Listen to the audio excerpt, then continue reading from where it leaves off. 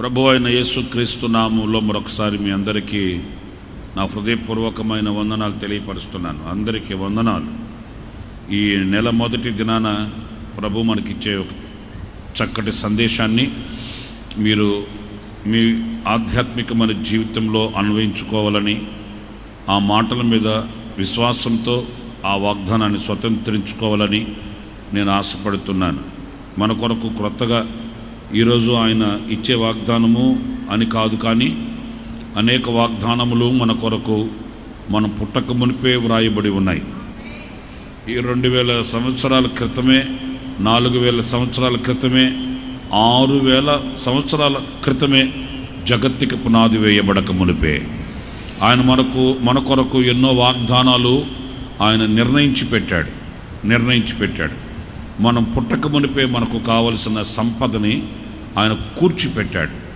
మనం ఈ భూతలపై కన్నులు తెరవక మునిపే ఆయన మన కొరకై సమస్తాన్ని ఆయన సృష్టించి పెట్టాడు. ఇప్పుడు మన పని ఏంటంటే, ఏ అక్కర ఉన్నదో, ఏ అవసరత ఉన్నదో ఆ విషయమై ఆ వాగ్దానాన్ని మనం స్వతంత్రించుకోవాలి. అంతేగాని ఇప్పుడు కొత్తగా మన కొరకు రాత్రికి రాత్రి బైబిల్లో ఆయన వ్రాసిన వాగ్దానాలు ఏమీ కాదు. ఆనాడు అబ్రహాము ద్వారా ఆయన వాగ్దానం చేశాడు. ఆనాడు నోవాహు ద్వారా ఆయన వాగ్దానం చేశాడు. ఇస్సాకు ద్వారా వాగ్దానం చేశాడు. ద్వారా అని ఎందుకు అంటున్నానంటే, వారి ద్వారా మనము అన్వయించుకునే వాగ్దానములను ఆయన మనకు అనుగ్రహించాడు. అబ్రహాముకు మాత్రమే కాదు, యాకోబుకు మాత్రమే కాదు, ఇస్సాకునకు మాత్రమే కాదు, ఇశ్రాయేలీయులకు మాత్రమే కాదు. ఎవరు ఆయన వాగ్దానములను విశ్వసిస్తారో, ఎవరు ఆయన వాగ్దానముల మీద ఆనుకుంటారో,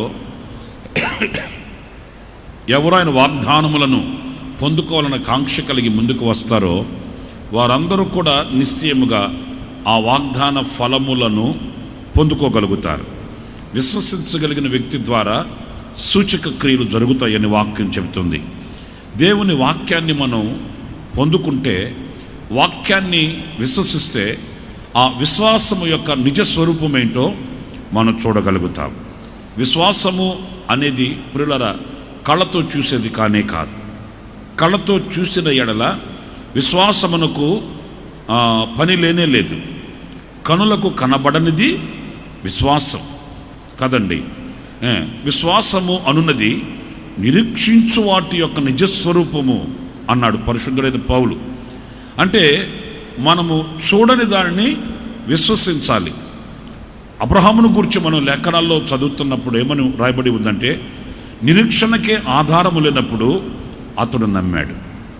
నిరీక్షణకే ఆధారం లేనప్పుడు ఏంటి, ఆయన శరీరం వృద్ధాప్యంలోనికి వచ్చేసింది.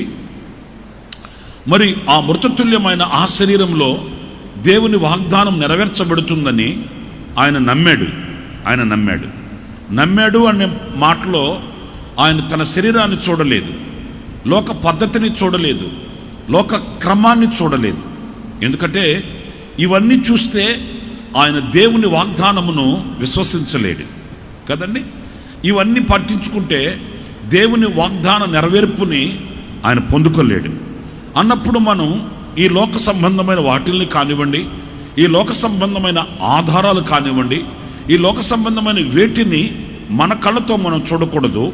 విశ్వాసపు నేత్రాలతో నిజస్వరూపాన్ని మనం చూడగలగాలి. వర్షం లేదు, దేశం ఎండకపోయింది, ప్రజలు అల్లాడిపోతున్నారు. మోకాళ్ళ మధ్యలో తలబెట్టుకుని ప్రార్థన చేస్తున్న ఆ దైవజనుడు ఆయన చెవులతో స్వరాన్ని వినగలిగాడు, శబ్దాన్ని వినగలిగాడు. ఆయన కనులతో ఆయన దైవ కార్యాన్ని ఆయన విశ్వసించగలిగాడు. తన పనివానితో చెప్పాడు, పర్వతం ఎక్కి చూడు, అక్కడ నీకేమైనా ఆనవాళ్ళు కనబడుతున్నాయేమో అని చెప్పాడు. అంటే ఆ పనివాడు వెళ్ళాడు, తిరిగి వచ్చి ఏం చెప్పాడు తెలుసండి, ఆనవాళ్ళు ఏం కనబడలేదండి అన్నాడు. అంటే తన పనివానికి కనబడక మునిపే విశ్వాసపు నేత్రాలతో ఆయన నిరీక్షించగలిగాడు. అందుకే మోకాళ్ళ మధ్యలో తలపెట్టుకుని ప్రార్థించగలిగాడు, విశ్వసించగలిగాడు. గనుక అరచేతి అంత మేఘం మోపోయిన వర్షం కురిసింది. ఈ రాత్రి నా ప్రియమైన సహోదరులారా, వాగ్దానాలుగానే ఉంటే ప్రయోజనం ఏమీ లేదు. ప్రార్థించగలగాలి, విశ్వసించగలగాలి. ఆ దీవెనను పొందుకొని ఇక్కడి నుంచి వెళ్ళగలగాలి. అంటే ఆ పొందుకునే ఆ స్థితి మన చేతిలో ఉంది, పొందుకునే ఆ అర్హత మన చేతిలో ఉంది, ఆ పొందుకునే యోగ్యత మన చేతిలో ఉంది. ఇక్కడ కూడి ఉన్న మీరందరూ కూడా విశ్వసించగలిగితే మీరందరూ కూడా వాగ్దాన ఫలములను పొందుకోగలుగుతారు. ఈ వాగ్దాన ఫలములను మీలో కొంతమంది విశ్వసించగలిగారనుకో, ఆ మిగిలిన వాళ్ళు ఆ వాగ్దాన ఫలములను పొందుకోలేని అభాగ్యులైపోతారు. మరి పొందుకోలేని అభాగ్యులైనంత మాత్రాన దేవుని వాగ్దానములు లేవు అని అందామా? లేదు, లేనే లేదు. పొందుకోగలిగిన వాడు పొందుకుంటాడు, దాటిపోయేవాడు దాటిపోతాడు. మనం దాటిపోయే వారము కాకుండా మనం పొందుకొని ప్రభు యొక్క దీవెనలు అందుకొని ఆయన కొరకు సాక్షులుగా ఉండగలిగిన నిజ విశ్వాసులం మనం కావాలి. స్తోత్రం కలుగునుగాక. విశ్వాసకి విశ్వాసం అవసరం అండి, అవును కదా? విశ్వాసకి విశ్వాసం అవసరం. విశ్వాసమే లేకపోతే విశ్వాసి కానే కాడు. దైవజనుడు లేసన్న గారు చెప్తుంటాడు, నేతి బీరకాయలో నెయ్యి ఉండదట. అవును, నిజమే. నేతి బీరకాయని తీసుకొని వచ్చి నెయ్యి వస్తుందని పిండితే పసరు వస్తుంది, నెయ్యి రాదు. అలా ఉండకూడదు. మనం విశ్వాసంలో విశ్వాసం ఉండాలి. అందుకే తోమాతో ప్రభు చెప్పాడు, నీవు అవిశ్వాసివై ఉండక విశ్వాసివై ఉండమన్నాడు. అంటే విశ్వాసిగా ఉన్న నీలో అవిశ్వాసం క్రియ చేస్తే విశ్వాసివి కాలేవు. విశ్వాసంలో విశ్వాసం ఉంటేనే అతడు విశ్వాసి అని పిలువబడతాడు. కనుక నా ప్రియులారా, దేవుని వాగ్దానములు మన కొరకు వ్రాయబడి ఉన్నాయి, మన కొరకే వ్రాయబడి ఉన్నాయి. అవి చెట్లకి, పుట్లకి, గట్లకి, ఆకాశానికి, భూమికి, నక్షత్రాలకి, పక్షులకి, జలచరాశులకు కాదు. వాగ్దానాలు మన కొరకు వ్రాయబడి ఉన్నాయి. ఈ పవిత్ర గ్రంథం మనకివ్వబడింది. ఈ పరిశుద్ధ గ్రంథంలోని మాటలు మన కొరకు పలకబడ్డాయి, మన కొరకు అనుగ్రహింపబడ్డాయి అన్నప్పుడు ఆ వాగ్దానముల మీద మనం ఆధారపడాలి. ఆ వాగ్దానముల మీద విశ్వాసాన్ని మనం పెంచుకోవాలి. మనకున్న చెడ్డ అలవాటు ఏంటంటే, మనకు విశ్వాసం ఎంత ఉంటుందో అవిశ్వాసం కూడా సమపాళలో ఉంటుంది. అవునండి. లేదా విశ్వాసానికి తోడుగా అవిశ్వాసం కూడా జోడి అయి ఉంటుంది. కావాలంటే నేను మీకు ఉదాహరణకు చెప్తున్నాను. ఇంత గంటన్నర సేపు వాక్యం చెప్పి ప్రభు మిమ్మల్ని ముట్టాడు, ప్రభు మిమ్మల్ని స్వస్థపరిచాడు, ఆయన అద్భుతం చేశాడు, ఆయన మిమ్మల్ని మీద కనికరపడ్డాడు, ఆయన మీ మీద కటాక్షం చూపించాడు, ఆయన మీ మీద జాలి పడ్డాడు, కనుక మీరు శుభ్రంగా ఆశీర్వదకరంగా తిరిగి వెళ్ళండి అన్నామనుకో, ఆ వెళుతున్నంతలో మరలా కొంతమంది వెనక్కి తిరిగి, ఏమన్నా పాస్టర్ గారండి కొంచెం ప్రార్థన చేయవా అంటే వాళ్ళకి దేవుడు చేసే కార్యాల మీద విశ్వాసం ఉందా అని అంటామా? చెప్పండి. ఉందని చెప్తామండి. ఉంటే వారికి మరలా సందేహం ఎందుకు వచ్చింది? ఆయన ముట్టాడు, ఆయన కార్యం చేశాడు, ఆయన కనికరపడ్డాడు, ఆయన దయ చూపించాడు, ఆయన జాలి చూపించాడు అనే ఆ యొక్క దైవ కార్యం మీద వాళ్ళకి విశ్వాసం కలిగితే ఇక అవిశ్వాసానికి తావు లేదండి. కానీ మనకున్న బలహీనత ఏంటంటే, విశ్వాసంతో కూడా అవిశ్వాసం కూడా జోడి అయి నడుస్తుంది, అవిశ్వాసం కూడా కలిసిమెలిసి తిరుగుతుంది. అందుచేతనే ఈ సందిగ్ధాల మధ్య దైవ కార్యాలకి మనం దూరం అయిపోతున్నామండి. దేవుడు గొప్ప కార్యాలు చేస్తాడండి బాబు అంటారు. సరే, అలాగైతే ముందుకు వచ్చాయి, అలాగైతే నువ్వు ఆలోచించబాకు అన్నామనుకో, అంటే చేస్తాడు కానీ ఒకవేళ కదండి, చేస్తాడు కానీ మన జాగ్రత్తల్లో ఇలాగా మనం విశ్వాసానికి తోడుగా అవిశ్వాసాన్ని కూడా నీళ్లు పోసి పెంచుతూ ఉంటాం. ఈ రెండు మొక్కలు పెరుగుతూ ఉంటాయి కాదు. కానీ మనలో మొలిచిన ఆ గురుగులను, మనలో మొలిచిన ఆ కలుపు మొక్కల్ని మనం తీసిపడేయాలి. చేదైన వేరు మనలో మొలవకుండా మనం ఎప్పటికప్పుడు మన హృదయం అనే భూమిని సేద్యపరచుకోవాలి. ఎప్పటికప్పుడు మన హృదయాన్ని పవిత్రపరచుకోవాలి. కంచగలిగిన తోట ఎలా మరి పవిత్రంగా ఉంటుందో, నిష్కాపట్యంగా ఉంటుందో, ఆ రీతిగా మన హృదయాన్ని కాచుకొనవలసిన, మన జీవితాన్ని కాచుకొనవలసిన అవసరం మనం ఒక్కొక్కరి మీద ఉంది అనే విషయాన్ని మనం ఏ క్షణాన మర్చిపోకూడదండి. చాలా విషయాల్లో మన ధోరణిలో మనం ముందుకు వెళుతూ ఉంటాము, కానీ దేవుని యొక్క పవిత్రమైన మార్గాన్ని, దేవుని యొక్క శక్తి కలిగిన మార్గాన్ని విశ్వాసపు నేత్రాలతో మనం చూడలేమండి. మనకు కనబడే మన మార్గం మనం ఎంపిక చేసుకుని వెళుతుంటాము. మన మార్గం మనకు క్షేమంగా కనబడుతుంటుంది. కానీ దైవ మార్గం విశ్వాసపు నేత్రాలతో మనం చూడగలగాలి. మనకు ఈ బాహ్య నేత్రాలకి ఒకవేళ దైవ మార్గం మనకు కనబడకపోవచ్చు. ఈ బాహ్య నేత్రాలకి దైవ కార్యాలు, దైవ నిర్ణయాలు మనకు గోచరం కాకపోవచ్చు.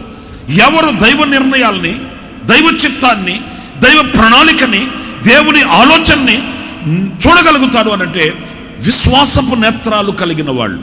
విశ్వాసపు నేత్రాలు మనకు కావాలి. మనకు చూడడానికి జీబు కళ్ళులాగా 2 కళ్ళు ఉన్నాయి. ఒక్కొక్క 2 కళ్ళు జీబు లైట్లు లాగా ఉన్నాయి, గుడ్ల గుబుల్లాగా. ఏ ప్రయోజనం? దేవుని చిత్తాన్ని చూడలేనిమే. అందుకే మన పితరులు పాడారు, కనలేని కనులేలయ్యా, వినలేని చాట్ల చెవులేలయ్యా కదండి.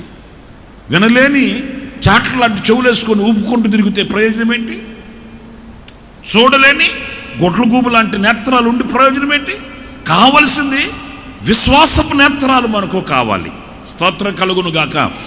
షోమ్రోనులో కరువు వచ్చేసింది. షోమ్రోనులో కరువు వచ్చేస్తే దైవజనుడు చెప్తున్నాడు, మనకు ఆహారం రేపటి రోజున పంచబడుతుంది అన్నాడు. అక్కడే ఉన్నాడు మహానుభావుడు. తడిమి చూసే తోమ తమ్ముడు ఎక్కడికి పోడాడు, అక్కడే ఉంటాడు, పక్కనే ఉంటాడు. మనం అవునంటే వాడు కాదంటాడు. ఆడన్నాడు, ఏమయ్యా నీ దేవుడు ఆకాశము తూమిళ్ళు తెరిచి, ఆకాశం కిటికీలు తెరిచి, ఆకాశంలో నుంచి ఆహారం కొమ్మరించిన ఇంపాసిబుల్, ఇది జరగదన్నాడు. పక్కనే ఉంటాడండి, ఎక్కడికో వెళ్ళడు. అవును, మన మనసులో ఒక తీర్మానం తీసుకోగానే పక్కనే వాడు ఏమంటాడంటే, చేసేవాళ్ళ పెద్ద భక్తురాలువి, చేసేవాళ్ళ పెద్ద భక్తుడివి అట్లాగా నేను చెప్పి. అప్పుడు దైవజనుడు అన్నాడు, నీ కళ్ళతో నువ్వు చూస్తావు కానీ నీవు దానిని అనుభవించవు అని చెప్పాడు.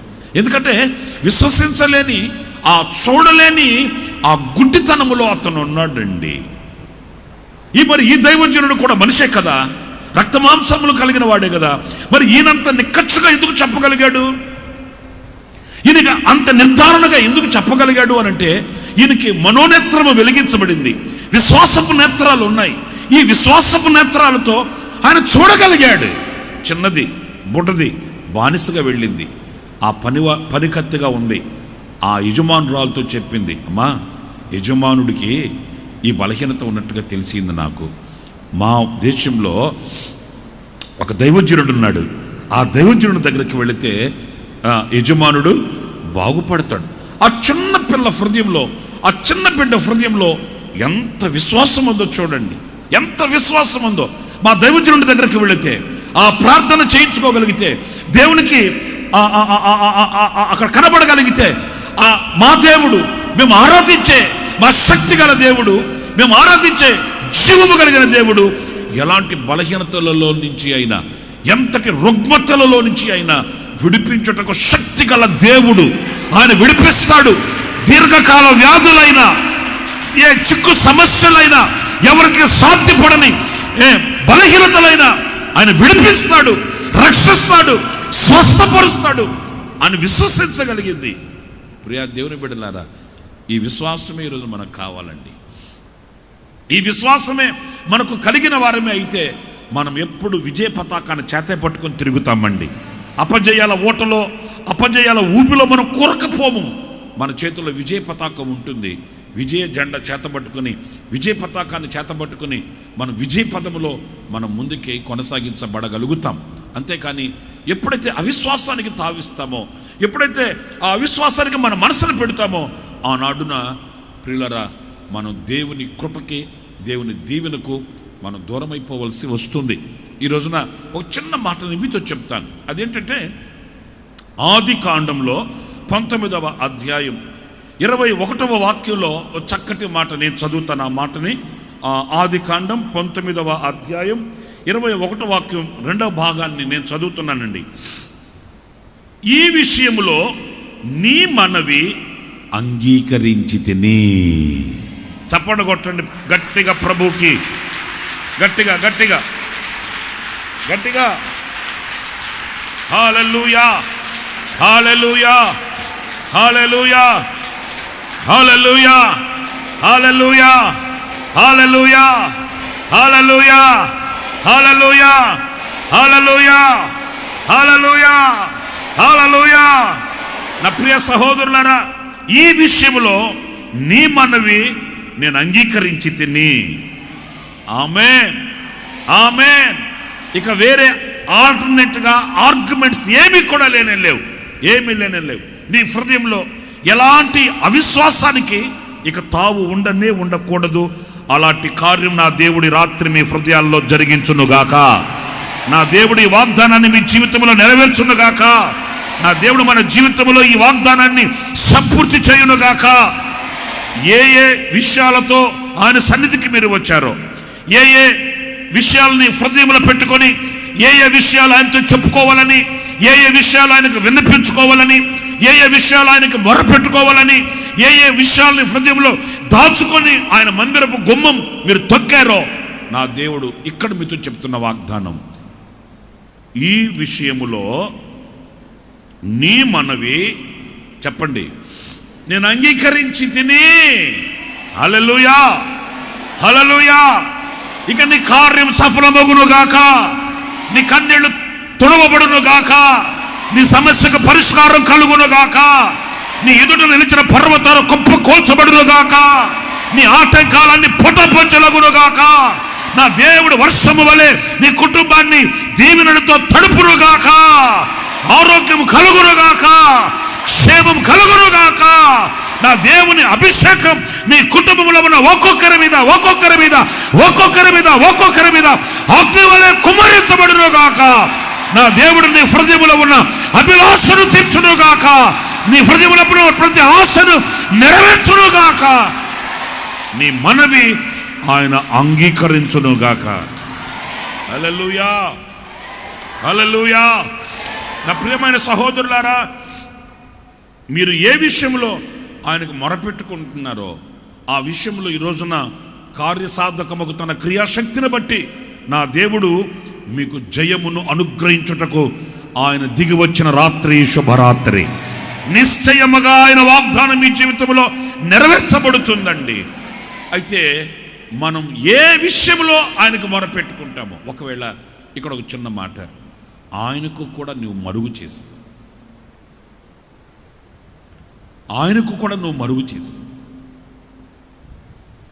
మనుషులకు చెప్పుకున్నట్లుగా ఆయనకి చెప్పుకోలేక, ఆయనకి చెప్పక నీ హృదయంలో అరమర కలిగి నీవు ఏదైనా గనక దాచి ఉంటే, ఈ రాత్రి దేవుని వాక్యాన్ని బట్టి నేను మీతో చెప్తున్నాను, నీ హృదయాన్ని అరమర లేకుండా నీ హృదయపు తలుపులు తెరచి ఆయనతో నువ్వు సంభాషించుకోవాలి. అవునండి, ఆయనతో చెప్పుకోవాలి. పరిశుద్ధుడైన పౌలు అంటాడు, ఆయనకు అప్పగించిన దానిని రాబోచున్న ఆ దినము వరకు ఆయన కాపాడగలడని నేను రూఢిగా నమ్ముకొనుచున్నాను. దేనిని కాపాడగలడని?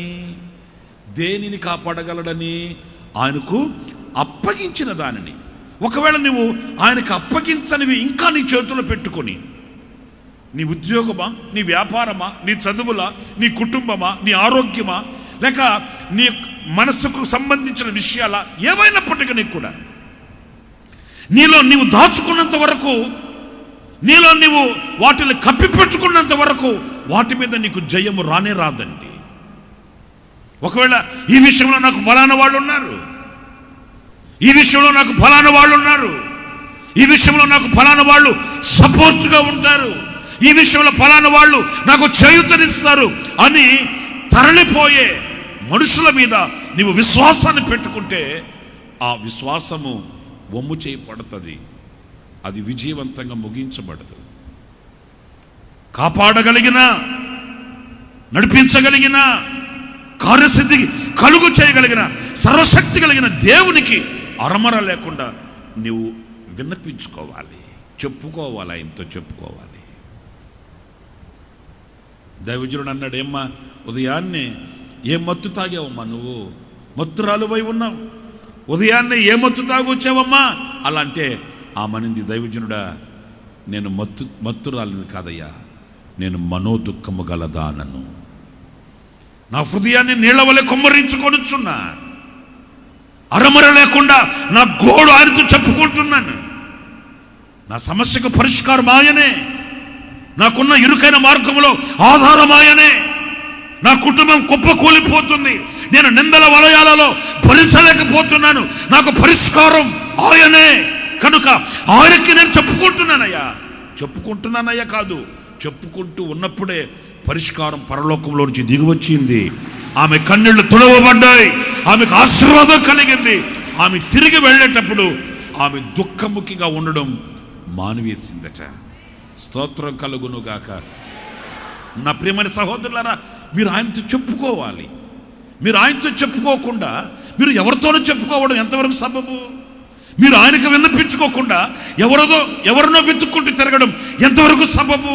నేను చాలాసార్లు చెప్తుంటాను. నేను ఇలాగే వేసవి కాలంలో 2 ప్రార్థన కూడికలు ఏర్పాటు చేయవలసి వచ్చింది. ఆ రోజున టైం మార్చి ఇద్దరికీ నేను ప్రార్థన కూడికలకు సమయం ఇచ్చాను. 6 గంటల నుంచి 8 గంటల వరకు ఒకే ఇంటి దగ్గర, మరలా 7 గంటల నుంచి 9 గంటల వరకు మరొక ఇంటి దగ్గర ప్రార్థన కూడికలు ఏర్పాటు చేసుకోమని చెప్పాను. ఎందుకంటే ఆ 2 కూడా ప్రాముఖ్యమైనవే.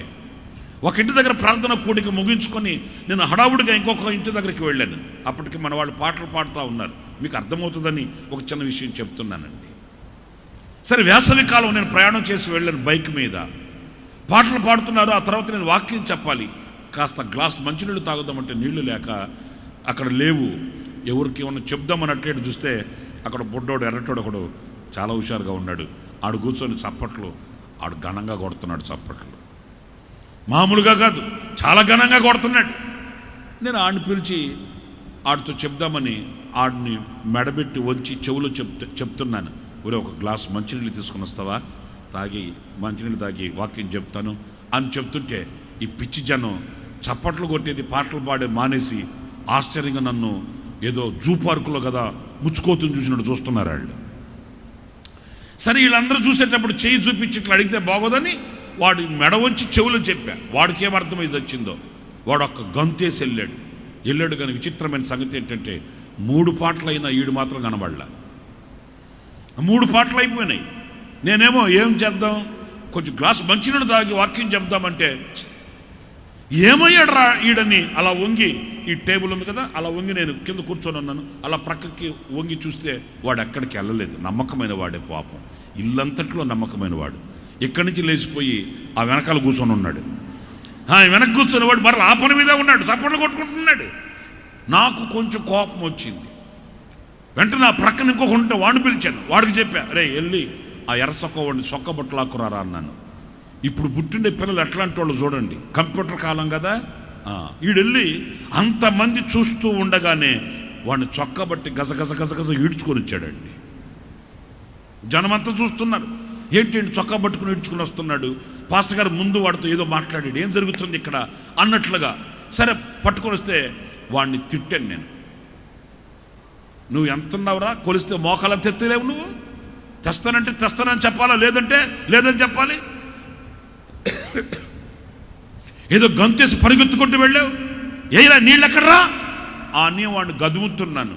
అంతలో ఆ మీటింగ్ పెట్టించిన ఆ సహోదరి వాళ్ళ అమ్మగారు, ముసలమ్మ, మా అమ్మ, ఆమె ఈ దారిని అలాగా నడిచొచ్చి నా దగ్గర నిలబడి మోకాళ్ళ మీద చేతులు పెట్టుకుని ఆమె నాతో అంటది, నాయన వాడితో ఏం ముచ్చట్లు నీకో అనింది. ఇక నాకు వాడి మీద వదిలిపెట్టాను. ఈ ముసలి దాన్ని తగులుకున్నా, ఏయ్ ముసలమ్మ ఏం మాట్లాడుతున్నావు, ముచ్చట్లాడుతున్నానా, నేను ఆడతా, ముచ్చట్లాడేవాళ్ళ కనబడుతున్నానా, ఏమాడాడు అన్నాను. ఆమె పాపం భయపడిపోయింది. ముసలమ్మ భయపడిపోయి అంటుంది, నాయన అట్లన్నీ కాదు నేను అనేది, వాడికి పుట్టినప్పటి నుంచి బండ చెవుడు మోగయ్య వాడికి. నాకు అప్పుడు అర్థమైంది, వాడు మెడ ఉంచి చెవులో ఏం తిట్టినా మౌనంగానే ఉన్నాడు. నాకు అప్పుడు అర్థమై చెప్పలేసుకున్నా. అంటే ఇప్పుడు అర్ధగంట సేపు నేను శంకూదింది ఎవడి చెవులో. ఒరే బాబు, మీకు బాగా అర్థమైపోయిందే. మరి 30 సంవత్సరాల నుంచి 25 సంవత్సరాల నుంచి 10 సంవత్సరాల నుంచి 7 సంవత్సరాల నుంచి ఎవడు చెవులో శంకూతున్నారు మీరు? మీకు అర్థమైందా నేను చెప్పే మాట? నా కన్నీళ్లు తొడగట్లేదు, నా కష్టం తొలగట్లేదు, నా ఇల్లు స్వర్గసీమగా మారట్లేదు, నా ఇల్లు ముళ్ళైపోయింది, నా ఒళ్ళు గొల్లైపోయింది, ముళ్ళ మీద బతికినట్టు బతుకుతున్నాను, చెప్పింపబడిన జీవితం బతకడానికి ఎందుకని విరక్తి కలిగిన మాటలు మాట్లాడుతున్నావే. అసలు నువ్వు ఎవరితో చెప్పుకుంటున్నావు నీ బాధ, నీ గోడు? నేను అర్ధగంట సేపు వాడి చెవులు శంకూర్తి వాడికి ఏమర్థమై చచ్చా? నా దాహం తీరలేదు, నా పని అవ్వలేదు. మరి మీరు రోజున హృదయం తెరచి మీ కన్నీళ్లు చూడగలిగిన, మీ మొర వినగలిగిన, మీ హృదయాన్ని అర్థం చేసుకోగలిగిన, సర్వశక్తి కలిగిన ఆ దేవునికే మొర పెట్టుకుంటున్నారా? లేక ఆయనకు కూడా దాపిరకంగా సీక్రెట్గా తిరుగుతున్నారా? ఏనాడైనా నీ బలహీనతను గురించి ఆయనతో చెప్పుకున్నావా? ఏనాడైనా నీ శోభను గురించి ఆయనకు వివరించావా? ఏనాడైనా నీ మతి లేని మనసుని ఆయన చేతికిచ్చావా? ఏనాడైనా నీకు నెమ్మది లేని కుటుంబాన్ని ఆయనకు సమర్పించావా?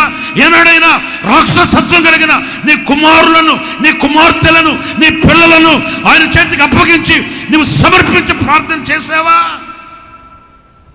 ఆశలు పెంచుకుంటున్నావు, కోరికల వలయాలలో నిలబడి ఉన్నావు, ఏదో గాలి మేడలలో మిద్దులు కట్టి అంతా ఇంత కొంత అనుకుంటున్నావే, కానీ ఆయన చేతికి సమర్పించి ఏనాడైనా నువ్వు ప్రార్థన చేసి ఉంటే ఈ విషయంలో నీ మనవి నేను అంగీకరించి తిని. హల్లెలూయా, హల్లెలూయా. నా ప్రియమైన సహోదరులారా, ఏ ముడిపడిన సమస్య అయినా, ఏ చిక్కు సమస్య అయినా సంవత్సరాంతంలోనికి మనం వచ్చేమో ఈ నవంబర్ మాసములో ఆ సమస్యకు నీకు పరిష్కారం కలుగునుగాక. నా దేవుడు ఆ చిక్కు సమస్యను తొలగించునుగాక. ఈ రాత్రి నువ్వు ఆయనతో చెప్పుకోవాలి, ఆయనతో చెప్పుకోవాలి. అరమర లేకుండా ఆయనతో మాట్లాడాలి. నాయనా, నా బలహీనత ఇది, నా శక్తిహీనత ఇది. పలుమార్లు ఈ విషయంలో నేను ఓడిపోతున్నాను. పలుమార్లు నా కుటుంబం ఈ విషయంలో ఇదిగో సన్నగిల్లిపోతుంది. పలుమార్లు నా కుటుంబం నా చేతికి రాకుండా పోతుంది. పలుమార్లు నా ఆధ్యాత్మికమైన జీవితంలో నేను కుట్టుబడిపోతున్నాను, సతికిలబడిపోతున్నాను. అరమర లేకుండా ఉన్నది ఉన్నట్లుగా ఆయనతో చెప్పుకుంటే నీ మనవి ఆయన అంగీకరిస్తాడు. హల్లెలూయా, హల్లెలూయా, హల్లెలూయా. రాజైన సొలొమోనుకి దేవుడు ప్రత్యక్షమయ్యాడు. రాజైన సొలొమోనుకి దేవుడు ప్రత్యక్షమై ఆయన అడిగాడు, ఏం కావాలి నీకు? నేనేం చేయాలి నీకు? నా ప్రియమైన దేవుని బిడ్డలారా, చూడండి, మనకి ఎన్నో సమస్యలు ఉంటాయి. అవి దేవునికి తెలుసా తెలియవా? మీరు చెప్పండి, గట్టిగా చెప్పండి. యేసు కాదు, నీ సమస్యలు నీకు తెలుసా తెలియదా? నీకు దేనిలో శక్తి కావాలి, దేనిలో ప్రభావం కావాలి, దేనిలో జయము కావాలి ఆయనకు తెలుసా తెలియదా? కానీ అడుగుతాడు, తెలిసినా అడుగుతాడు. నా పిల్లలారా, తినడానికి మీ దగ్గర ఏమైనా ఉన్నదా అని తెలియదా? ఉందో లేదో మీకు అర్థమవుతుందా? మీరు ప్రయాసపడ్డారే, శ్రమ పడుతున్నారే, రెక్కలు ముక్కలు చేశారే, ఏమైనా దొరికాయా? ఏమైనా చేపలు పట్టారా అని అడిగాడు. అయ్యా, మేము రాత్రంతా శ్రమ పడ్డాం, కానీ నేను అంటాను, అడగడం ఏంటి? అని తెలుసు కదా, తెలుసు. కానీ తెలిసినా అడుగుతాడు. ఎందుకు అడుగుతాడంటే నీ ద్వారా ఆయన సమ్మతి కోరుతాడు. నీవు ఏది ఆయనకు చెప్పుకుంటావో ఆ మనవి ఆయన అంగీకరిస్తాడు. నీవు ఏది వివరించుకుంటావో, ఏది చెప్పుకుంటావో అది ఆయన అంగీకరిస్తాడు. ఈ విషయంలో నీ మనవి నేను అంగీకరించాను. ఏ విషయంలో, ఏ విషయమైతే నువ్వు ఆయనతో చెప్పుకున్నావో, జ్ఞాని ఆయన సొలొమోనుకి ఏం కావాలని తెలియదండి. కానీ ప్రభు అడిగాడు, ఏం కావాలి నీకు? ఆయన అన్నాడు, నాయనా, ఇంత గొప్పదైన జనసమూహానికి న్యాయం తీర్చగలిగిన వాడెవడు? ఇంత గొప్ప జనసమూహం నా మీద ఆధారపడి ఉన్నారయ్యా. వీళ్ళంతా నన్ను నమ్ముకొని ఉన్నారయ్యా. వీళ్ళకి నేను న్యాయం చేయగలిగిన స్థానమందు నేను ఉన్నానయ్యా. నేను వీళ్ళకి న్యాయం చేయాలి కదా. మరి ఇంతమందికి న్యాయం చేయగలిగిన వివేకం నాకు కావాలి కదా. చూస్తారండి, నాకు ఆ వివేకాన్ని నాకు ప్రసాదించమని ఆయన కోరుకున్నాడు. ఆశ్చర్యమైన సంగతి, మనం పరిశుద్ధ గ్రంథంలో మాట చదువుతాము. రాజుల మొదటి గ్రంథం 3వ అధ్యాయం తొమ్మిదవ వాక్యం చదువుతారు చూడండి. ఇంత గొప్పదైన నీ జనమునకు న్యాయము తీర్చగలవాడెవడు? కాబట్టి నేను మంచి చెడ్డలు వివేచించి నీ జనులకు న్యాయం తీర్చునట్లు నీ దాసుడునైన నాకు వివేకము గల హృదయము దయచేయము. ఓకే, 13వ వాక్యం. నీవు ఐశ్వర్యమును ఘనతను ఇమ్మని అడుగకపోయినను నేను వాటిని కూడా నీకు ఇచ్చుచున్నాను. కొట్టండి గట్టిగా చప్పట్లు ప్రభువుకి, కొట్టండి గట్టిగా కొట్టు. హల్లెలూయా, హల్లెలూయా, హల్లెలూయా. 12వ వాక్యం కూడాను. నీవు ఇలాగును అడిగినందున నీ మనవి ఆలకించుచున్నాను. చాలదండి. ఎలాగడిగినందున నీ మనవి, చెప్పండి, నీ మనవి ఈ విషయంలో నేను అంగీకరిస్తున్నాను. ఎందుకంటే నీకు ఏది కొదువై ఉన్నదో, నీకు ఏది అవసరమై ఉన్నదో, నీకు ఏది అక్కరై ఉన్నదో, నువ్వు దేనిలో బలహీనుడవో, దేనిలో నువ్వు జయించలేకపోతున్నావో దానిని ఉన్నది ఉన్నట్లుగా నువ్వు అడిగావు గనుక, నువ్వు కోరావు గనుక నేను ఈ విషయంలో నీ మనవి నేను అంగీకరించుచున్నాను. స్తోత్ర కలుగును గాక. 12వ వాక్యం మరలా చదువుతారు చూడండి. నీవు ఇలాగో అడిగినందున నీ మనవి ఆలకించుచున్నాను, బుద్ధి వివేకములు గల హృదయము నీకు ఇచ్చుచున్నాను. పూర్వీకులలో నీ వంటి వాడు ఒక్కడునూ లేడు. చూసారండి, ఇక మీదట నీ వంటి వాడు ఒక్కడునూ ఉండడు. ఆమేన్, హల్లెలూయా, హల్లెలూయా. ఆయన అంగీకరిస్తే, ఆయన అనుగ్రహిస్తే నా ప్రియులారా ఎలా ఉంటుంది అనంటే, నీవు దేనిలోనైతే శక్తిహీనుడు అనుకుంటున్నావో దానిలో నీవు శక్తి కలిగిన వానిగా ఉండేటట్లు చేస్తాడు నా దేవుడు. హల్లెలూయా, హల్లెలూయా. కొంతమంది చెప్తారు అన్న, అంటే ఫర్ ఎగ్జాంపుల్ చెప్తున్నాను, ఉదాహరణకి నేను నిద్రకాయలేనన్నా, నేను నిద్రకి ఉండలేనన్నా, ఆ సమయం వచ్చిందంటే ఎలాగైనా సరే నేను నిద్రపోవాల్సిందే. ఓకే, నీవు దానిలో అంత బలహీనుడవు కదా, దాంట్లోనే నీవు ఒక గొప్ప జయము కలిగిన వ్యక్తిగా దేవుడు నిన్ను తీర్చిదిద్ది సాక్షిగా నిలబెడతాడు. జ్ఞాని అయిన సొలొమోను అడిగాడు, నేను న్యాయం తీర్చలేనయ్యా, నా బలహీనత ఇది, నా అసమర్థత ఇది, నాకు నీ శక్తి కావాలి, నాకు నీ సహాయం కావాలి, నాకు నీ వివేకం కావాలి, నీ ఆలోచన కావాలి, నా ద్వారా ఈ ప్రజలకు న్యాయం జరగాలి అనంటే ప్రభు అన్నాడు, నీవు ఇలాగూ అడిగినందున. దొడ్డిదారిలో వెనకదారిలో ఒకడు వచ్చాడు, ఇక్కడ కాదు, నేను ఉండవల్లి ప్రార్థనా మందిరంలో ఉన్నానప్పుడు. నేను రూమ్ ముందు కూర్చొని ఉన్నాను. ఒకడు వచ్చాడు, ఏమంటే ఇక్కడ పాస్టర్ గారు ఎవరు అని నన్ను అడిగాడు. నేనన్నాను, ఏం బాబు అన్నాను. అంటే ప్రార్థన చేయించుకోబోదామని అన్నాడు. నేను అన్నాను, సరే రమ్మన్నాను, ప్రార్థన చేస్తాను రమ్మన్నాను. వచ్చాడు, దగ్గరకు వచ్చాడు. చెప్పు, విషయం చెప్పు అన్నాను. ప్రార్థన చేయండి అన్నాడు. విషయం చెప్పు, ప్రార్థన చేయండి అన్నాడు. అరే విషయం చెప్పరా బాబు అన్నాను. ప్రార్థన చేయమంటుంటే అన్నాడు. ఏం చేయాలి ప్రార్థన? సబ్జెక్ట్ లేకుండా ఏం చేస్తామండి ప్రార్థన? కొంతమంది తెలియని ఉంటారు, తిక్కలోళ్ళు. ప్రార్థన చేయి, ఫాస్ట్గా ప్రార్థన. ఏమ్మా ఊరకనే ఏంటి అర్థం కదా. ఏదో ఒక సబ్జెక్ట్ ఉంటే, సబ్జెక్ట్ లేకుండా ఏంటి బాబు విషయం చెప్పు ప్రార్థన అంటే, నేను ఒక పని మీద వెళ్తున్నాను, ఆ సక్సెస్ అయ్యేటట్టు ప్రార్థన చేయండి అన్నాడు. నేను అన్నాను, ఆ పని ఎందుకు చెప్పు అన్నాను. కాదండి, ఆ పని మీద వెళ్తున్నాను, ప్రార్థన చేయండి సక్సెస్ అయ్యేటట్లు అన్నాడు. ఏయ్ ఏ పనో చెప్పు. కాదండి, ఆ పని మీద. ఇక నేను కుర్చీలోంచి లేచాను. ప్రార్థన చేయమన్నావు, ప్రార్థన చేస్తా. ఎందుకంటే వాళ్ళకు నాకు అర్థమైంది. ప్రార్థన చేయమన్నావు, ప్రార్థన చేస్తాను. ఏ పని మీద వెళ్తున్నావో చెప్పు అంటే, ఒక పని మీద వెళ్తున్నానండి. చేయబట్టుకున్నాను. ఇక మర్యాదకు చెప్పు.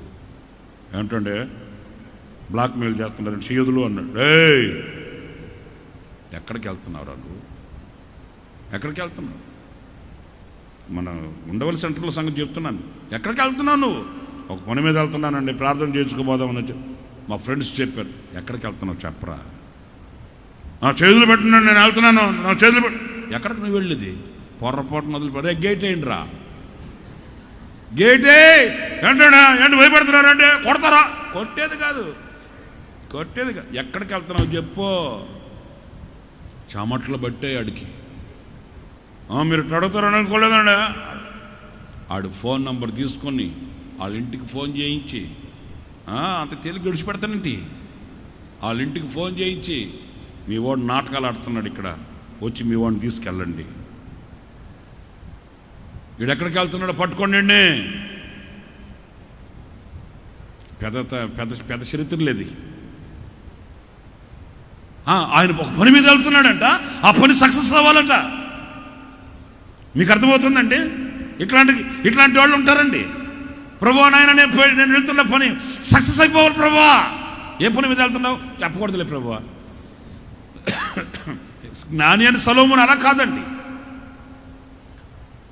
తనకు ఏది కావాలనో, తనకు ఏది బలహీనడో, తనకు ఏది అవసరమో అది అలాగ అడిగి దేవుని సన్నిధిలో ప్రార్థించినప్పుడు, అలాగూ ప్రార్థన చేసినందున నీ మనవి, ఈ విషయంలో నీ మనవి ఆలకించి, నీ ముందు కానీ నీ వెనుక కానీ నీ అంతటి జ్ఞానం కలిగిన వ్యక్తి, నీతో సమమైన వాడు ఒక్కడు కూడా లేనట్లుగా నేను నిన్ను ఆశీర్వదిస్తున్నాను. ఒకవేళ నీవు ఐశ్వర్యమునైనను గొప్పతనమునైనను అడగకపోయినను నాకు తెలుసు నీకేం అవసరమో. నీవు అడగాల్సింది అడిగావు గనుక, ప్రార్థించవలసిన రీతిగా ప్రార్థించావు గనుక నేను నీకు సమృద్ధిని అనుగ్రహిస్తున్నానని దేవుడు ఆశీర్వదించాడు. ప్రియులారా, ఆ సొలొమోనుని, జ్ఞాని అయిన సొలొమోనుని ఆశీర్వదించిన ఆ దేవుడే ఆమేన్ మనతో ఇప్పటి వరకు నడుస్తూనే ఉన్నాడు. ఆయన మనతో అడుగులు వేస్తూనే ఉన్నాడు. ఆయన మన ప్రక్కనే నిలిచి ఉంటున్నాడండి. నేను ఒక్క మాట మిమ్మల్ని అడుగుతున్నాను, మనం ఆరాధించే దేవుడు ఎక్కడ ఉంటున్నాడు? నేను మిమ్మల్ని అడుగుతున్నాను, సమాధానం చెప్పండి. మనం ఆరాధించే దేవుడు ఎక్కడ ఉంటున్నాడు? గుణదల్లోనా? ఎవరు చెప్పారమ్మా గుణదల్లో? నువ్వు చూసేవేంటి? ఎక్కడ ఉంటున్నాడు ఆయన? ఎక్కడ? గట్టిగా చెప్పండి. మందిరంలోనా? మనతోనే ఉంటున్నాడు ఆయన. నేను ఒక మాట అడుగుతాను, దీనికి కూడా సమాధానం చెప్పండి. మనతోనే ఆయనను పెట్టుకొని ఇంకా మనం కొదువ కలిగిన వారమై ఎందుకుంటున్నాం? మనలోనే ఆయనను ఉంచుకొని ఇంకా కన్నీళ్లతో ఎందుకు బ్రతుకుతున్నాం? మనతో ఆయన అడుగులు వేస్తున్నాడు, మనతో ఆయన సహజీవనం చేస్తున్నాడు. ఎక్కడ ఇద్దరు ముగ్గురు చేరి నా నామాన్ని స్తుతించుదురో చెప్పండి. వాళ్ళ మేడపైన నేను ఉంటానన్నాడా? లేలా. మనం ఎక్కడుంటే చల్లగాలికి మేడ మీదకి వెళ్తే మేడ మీదకి వస్తాడు, చిరుకులు పడుతున్నాయని లోపలికి వస్తే లోపలికి వస్తాడు, అంతే. మనం ఎక్కడుంటే ఇద్దరు ముగ్గురుగా కూడి ఎక్కడ ప్రార్థన చేస్తుంటే అక్కడ ఉంటాడు ఆయన. మరి నేనంటాను, ఆయన ఉన్న చోట ఈ కొరత ఎందుకు? ఆయన ఉన్న చోట కొదువ ఎందుకు అంటే, నీకు కావలసిన విషయాన్ని నువ్వు చెప్పట్లే. ఆయనతో నీకు కావలసిన విషయం చెప్పట్లే. చెప్పుకోండి, ప్రభుతో చెప్పుకోండి అని గొంతు చించుకొని మేము అరుస్తుంటామా? చెప్పరు. ప్రభువా నాయనా ఏసయ్యా. ఏసయ్య కాదు, ఏం కావాలో చెప్పు. ఏ విషయంలో నువ్వు ఆయనతో మాట్లాడుకోవడానికి వచ్చావు? ఏ విషయంలో ఆయనకు వినిపించుకోవడానికి వచ్చావు? నోరు తెరచి, హృదయం తెరచి ధారాళంగా ఆయనతో మాట్లాడు. ఆనాడు సొలొమోనుకి సమృద్ధినిచ్చిన దేవుడు, సొలొమోనుని సాటిలేని వ్యక్తిగా తీర్చిదిద్దిన దేవుడు ఈ నెల నీతో చెప్తున్నాడు, నీవు ఏ విషయమైతే నా దేవునితో నీవు చెప్పుకుంటావో నిశ్చయముగా నా దేవుడు ఆ విషయంలో ఆయన నీ మనవి అంగీకరించునుగాక. హల్లెలూయా, హల్లెలూయా చెప్తాం, హల్లెలూయా. ఒక రోజున ఈ సిరియా రాజైన సన్హెరీబు అనేవాడు దండెత్తాడు దేవుని బిడ్డల మీద. వాడికి ఎప్పటికీ వాడి దృష్టి అంతా ఏంటంటే దేవుని బిడ్డల మీద దండెత్తడమే. ఈ అష్షూరు రాజైన సన్హెరీబు దేవుని బిడ్డల మీద దండెత్తి వాడి యొక్క ఆ క్రూరత్వాన్ని ప్రదర్శించాడండి. మీరు ఇంటికి వెళ్ళిన తర్వాత చదువుకుని నేను చెప్పిన భాగాలని. ఒక్కొక్కడికి క్రూరమైన మనస్తత్వం ఉంటుంది, అది తగు కాలంలో బయటపడుతుంది. వింటున్నారా నేను చెప్పేది? చూడడానికి సుందరంగా ఉంటారు, నోట్లో ఏలు పెడితే కొరుకుతారా అనిపిస్తారు, కానీ ఆ క్రూరమైన మనస్తత్వం మనకు తగు కాలంలో బయటపడుతుంది. చూసినంత మృదువుగా ఏముండరు కొంతమంది. నేను ఒక ఇంటికి ప్రార్థన చేయడానికి వెళ్ళా, ఆ ఇంట్లో కూర్చొని మాట్లాడుతున్నా. ఆ పెద్దోడు బొడ్డోడు, వాడు పెద్దోడు, ఇద్దరు కుమారులు, ఆమెకి బంగారు లాంటి కుమారులు. ఆ పెద్దోడు గావు కేకలేసుకుంటూ వచ్చాడు, మమ్మీ మమ్మీ అంట. వాళ్ళ మమ్మీ అన్నతో మాట్లాడుతుంటే డిస్టర్బ్ చేస్తాడు, ఊరకనే అడగబా అట్లా. వాడు తలుపు దాకా వెళ్తాడు, తొంగి తొంగి చూస్తాడు, మళ్ళీ లోపలికి వస్తాడు. ఏందని నేను అడిగితే వాడిని, వీడు పెద్దోడు, వీడికంటే చిన్నోడు ఇంకొకడు ఉన్నాడు, వాడు ఇంత కర్ర ఒకటి తీసుకొని ఆ గోడ మీద బల్లి ఒకటి పోతుంటే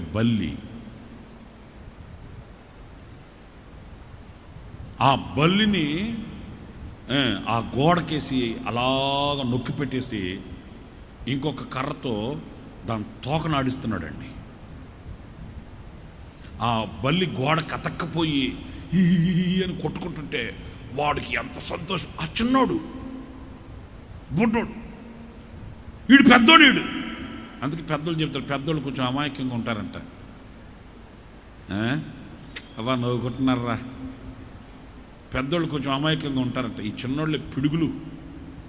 చూసిరాండ్రా నాయన అంటే తగలబెట్టేసి వస్తారు వీళ్ళు. హనుమంతరావు గారి బంధువులు.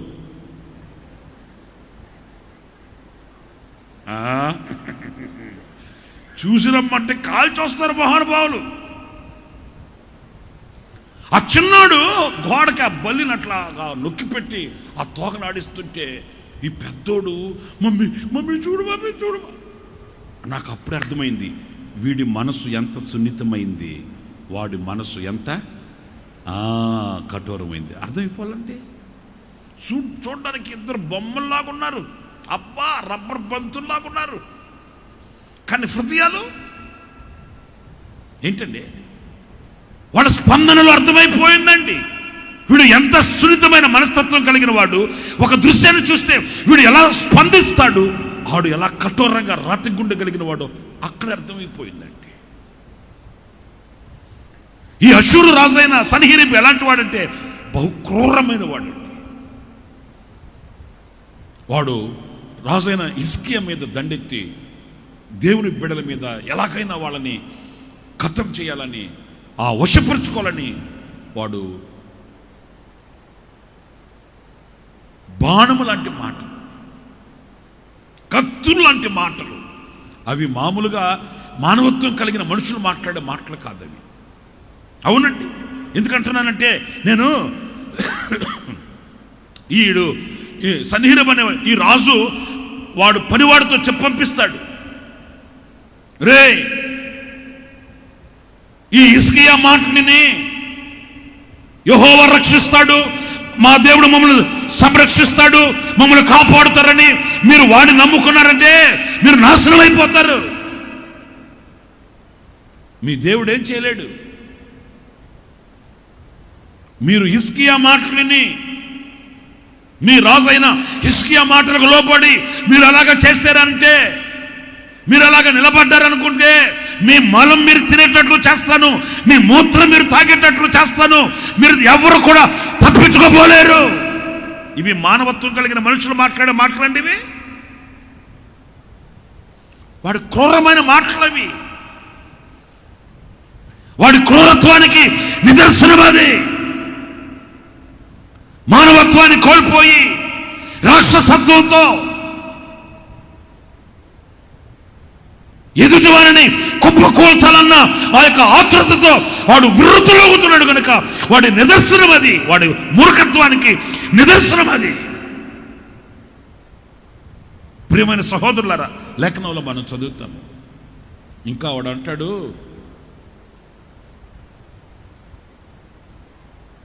ఏంట్రా మీ ధైర్యం ఏంటి? మాతో యుద్ధం చేస్తానంటున్నారు మీరు. మాతో యుద్ధం చేస్తానని తలపడడానికి మీకున్న బలమేంటి? మీకున్న శక్తి ఏంటి? మీకు ఇంకొక ఆశ్చర్యమైన సంగతి చెప్తాను. వాడు చెప్పంపిస్తాడు, ఒరే మాతో యుద్ధంతో తలపడాలంటే మీకు కాస్త కోస్తో స్టామినా ఉండాలి, శక్తి ఉండాలి. ఏ శక్తి లేకుండా, ఏ బలం లేకుండా మాతో ఎలా తలపడతారా? మీకుండే శక్తి నేను చెప్పనా? ఒక 2000 గుర్రాలు ఇస్తాను. చదవండి ఆ మాటని. రాజుల 2వ గ్రంథం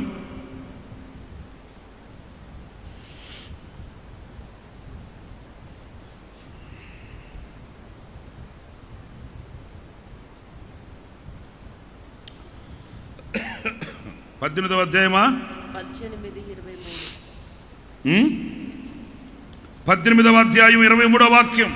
కావున చిత్తగించి అషూరు రాజైన నా ఏలిన వానితో పందెము వేయుము. పందెం వేయరే, పందెలు కావాలి. కోడి పందెలు ఏమన్నా?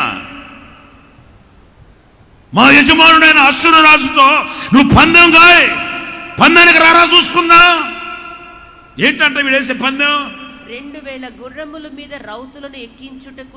మీ దగ్గర ఒక 2000 గుర్రాల మీద ఎక్కించడానికి, రౌతులను ఎక్కించుటకు నీకు శక్తి ఉన్న ఎడల. అరే రౌతులు ఎక్కించడానికి శక్తి ఉందంటారా మీ దగ్గర? అంటే 2000 గుర్రాలు నేను ఫ్రీగా ఇస్తాను మీకు. ఆ గుర్రాల మీదకి ఎక్కించడానికి జనం ఉన్నారట్రా. మరి మీ శక్తి ఏంట్రా? చూసారండి,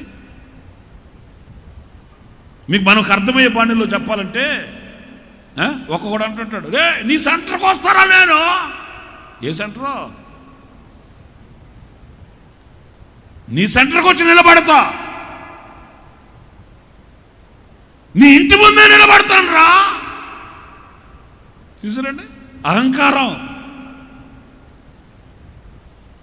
2000 గుర్రాలు నేను ఫ్రీగా ఇచ్చిన, ఆ గుర్రాల మీదకి రౌతులు లేరురా నీ దగ్గర.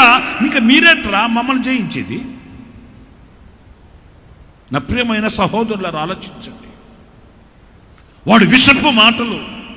పాపం హిజ్కియా కుమారుడు వాళ్ళతో బతిమాలుతున్నాడు.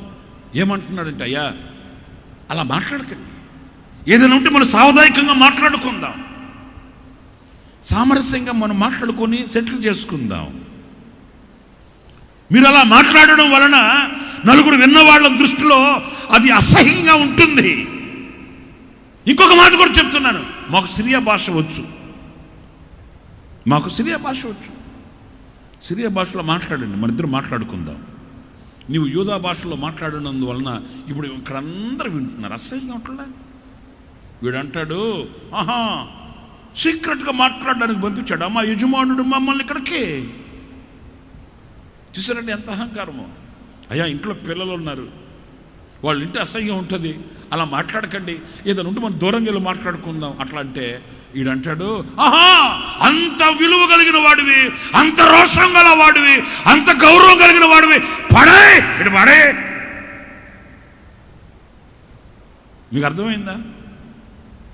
అయ్యా ఇంట్లో పిల్లలు నిద్రపోతున్నారు, అర్ధరాత్రి వచ్చారు, మీరు నీకు ఇవ్వాలి సరే కాదనట్లే, అర్ధరాత్రి వచ్చారు, పిల్లలు పడుకొని ఉన్నారు, నిద్రపోతున్నారు, మనం అలా కూర్చొని మాట్లాడదాం, లేకపోతే కొంచెం దూరంగా వెళదాం.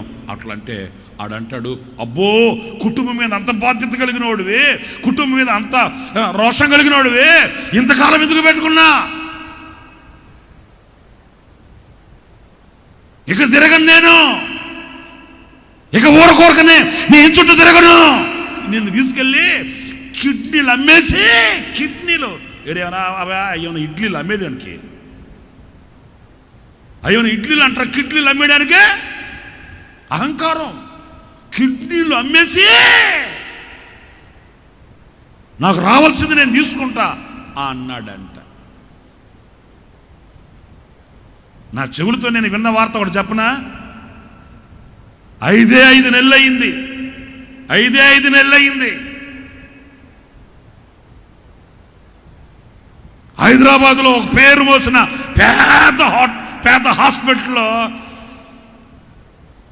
అయ్యగారిని ఏది కిడ్నీలు అమ్మేస్తానన్నాడే ఆయన్ని, ఒక పెద్ద హాస్పిటల్లో పేరు చెప్తే బాగోదులే, చేరిస్తే అయ్యగారికి పాపము సెలైన్లు ఎక్కించి ఇంజక్షన్లు వేసి 2 రోజులకు ఒక రోజు 2 రోజులకు ఒకసారి డయాలసిస్ చేయడం ప్రారంభించాడు అయ్యగారికి.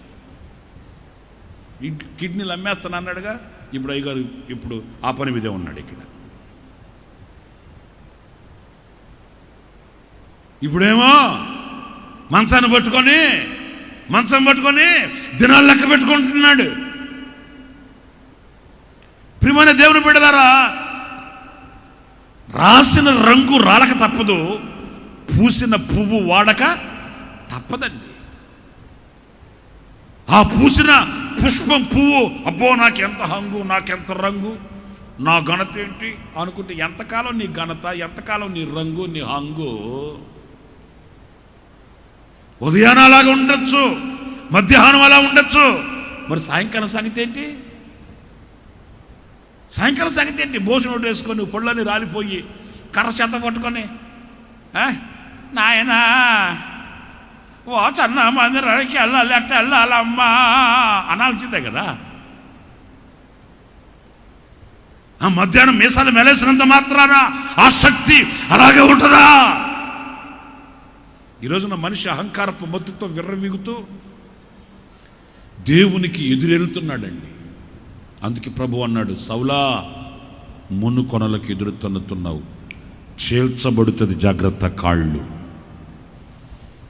సౌలా, నీవు హింసించేది సంఘాన్ని కాదు, నీవు హింసించేది ప్రజలను కాదు, నీవు హింసించేది సాక్షాత్తు నన్నే. నీ ఆటలు సాగవు, నీ ప్రయత్నాలు నిలవవు, నీ దినాలు ఇలాగే దొరలవు, జాగ్రత్త.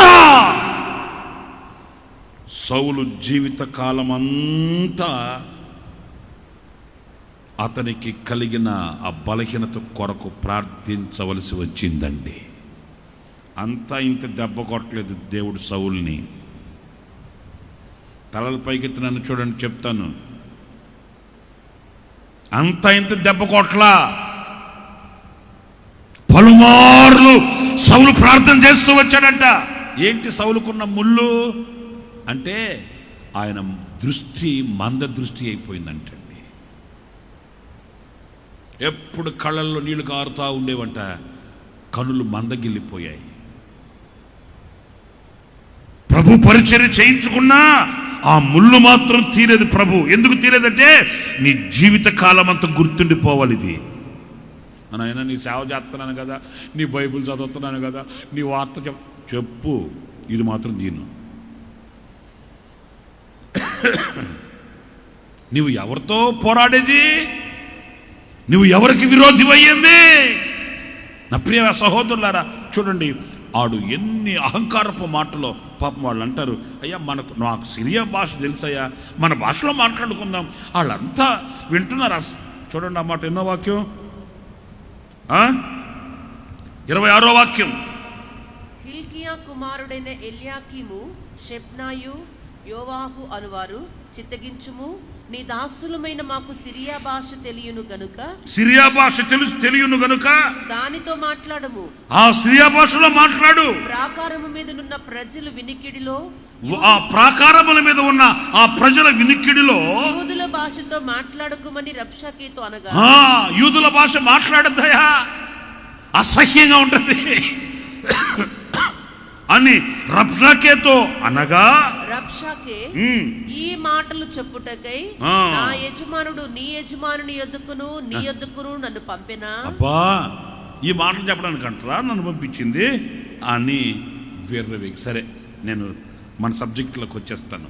ఇదిగో ఇది పరిస్థితి. మీరు ఇంటికి వెళ్ళిన తర్వాత ఈ 18వ అధ్యాయంలో జరిగిన సంగతి అంతా, వాడు గర్వపు మాటలు, అహంకారపు మాటలు, ఇవన్నీ మీరు వినండి.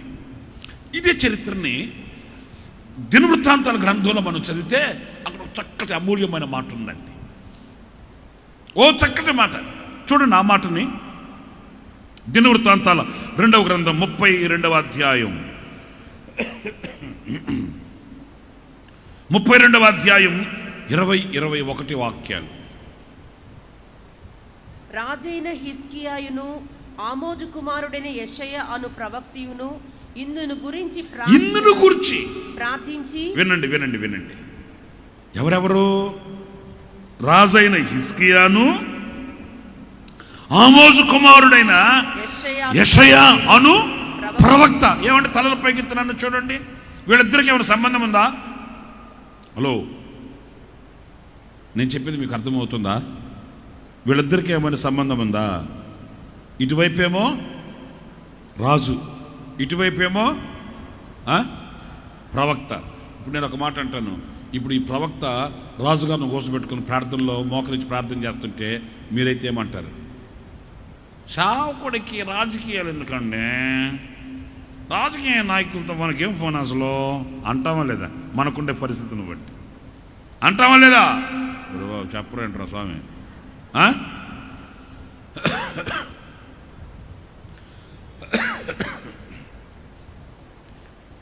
రాజైన హిజ్కియా ఒక దైవజనుడితో కలిసి, అంటే రాజ్యం సుభిక్షతో ఉండాలంటే, ప్రజలు సస్యశ్యామలంగా ఉండాలంటే, ప్రజలు ధైర్యంగా ఉండాలంటే, ప్రజలు భద్రంగా కాపాడబడాలంటే ఎంతటి రాజైనా ఎంతటి ప్రజలైనా ఒక సేవకునితో కలిసి మోకాళ్ళు వేయాల్సిందే. మీకు అర్థమవుతుందని చెప్పే మాట. ప్రజల్ని ధైర్యవంతులుగా చేయగలిగిన ఆ యొక్క ప్రార్థన శక్తి ఒక సేవకునితో కలిసి చేసే ఆ ప్రార్థనలో ఉంది. ఈ రాజు ఈ దైవజనుడు ఇద్దరు కలిసి ఇందును గురించి ప్రార్థించి ఆకాశము తట్టు చూచి మొర్రపెట్టగా ఏం చేశారండి? వాళ్ళిద్దరు కలిసి మొర్ర పెట్టారంటే ప్రభు సన్నిధిలో. నాయనా, ఏంటో వాడు మాట్లాడే మాటలేంటి? వాడు గర్వం ఏంటయా? మా మలం మేము తినేటట్లు, మా మూత్రం మేము త్రాకేటట్టు చేస్తాడంటాయా వాడు? యెహోవా ఎవడ్రా? మేము జయించిన దేశాలన్నీ వాళ్ళకి దేవుడు లేరంటరా, తప్పించడానికి మీకున్నాడంట దేవుడు. ఇలా మాట్లాడుతున్నాడు. ఇందు నిమిత్తం స్తోత్రం కలుగుగాక. రాజైన హిజ్కియా మూల కూర్చొని ఆ బతికిట్టు అయిపోయి, ఎందుకు దేవుడు నన్ను ఇట్లా నలుపుతున్నాడు, అలాగా అర్థం కావట్లేదు. అలాగా మూల కూర్చొని మూలుగుతూ ఏడ్చుకుంటూ కూర్చున్నాడా? హలో, వింటున్నారా మీరు? సమస్యలు రాకుండా ఉంటాయండి? నోళ్ళు తెచ్చి మాట్లాడండి. సమస్యలు రాకుండా ఉంటాయా? ఇబ్బందులు రాకుండా ఉంటాయా? శత్రువులు లేకుండా ఉంటారా? ఇవన్నీ కలిసి కలగంపున ఉన్నదే లోకం. లోకంలో సమస్యలు రాకుండా ఉండవండి, ఇబ్బందులు రాకుండా ఉండవు,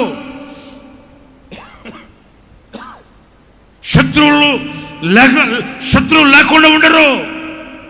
అయితే మనం చేయాల్సింది ఏంటంటే, ఇలాంటివన్నీ వచ్చినప్పుడు అధైర్యపడిపోయి మూల కూర్చొని గుట్టకలు మింగుతూ ఆ దారిని పోతున్న మరణాన్ని పిలిచి మనం దాన్ని సొంతం చేసుకోకూడదండి.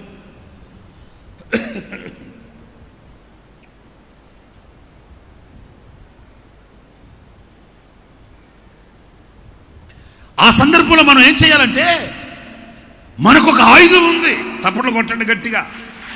Praise the Lord, praise the Lord. మనకు ఒక ఆయుధం ఉందండి.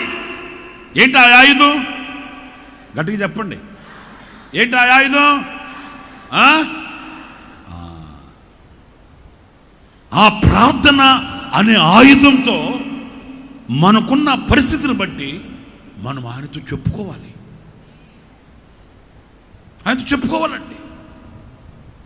అంతేగాని కూర్చొని కుంగిపోయి కృషించిపోయి కన్నీళ్లు గార్చి అన్నం నీళ్లు తినకుండా మొదలే అంతంత మాత్రం మనం ఇంకా అన్నం నీళ్లు మానేసి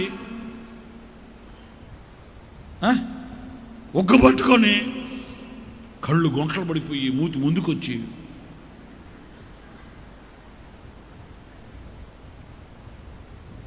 ఏంటి బ్రదర్ అలాగ ఎలాగున్నానా? ఏం అలాగున్నా? ఎట్లాగా ఉన్నానా?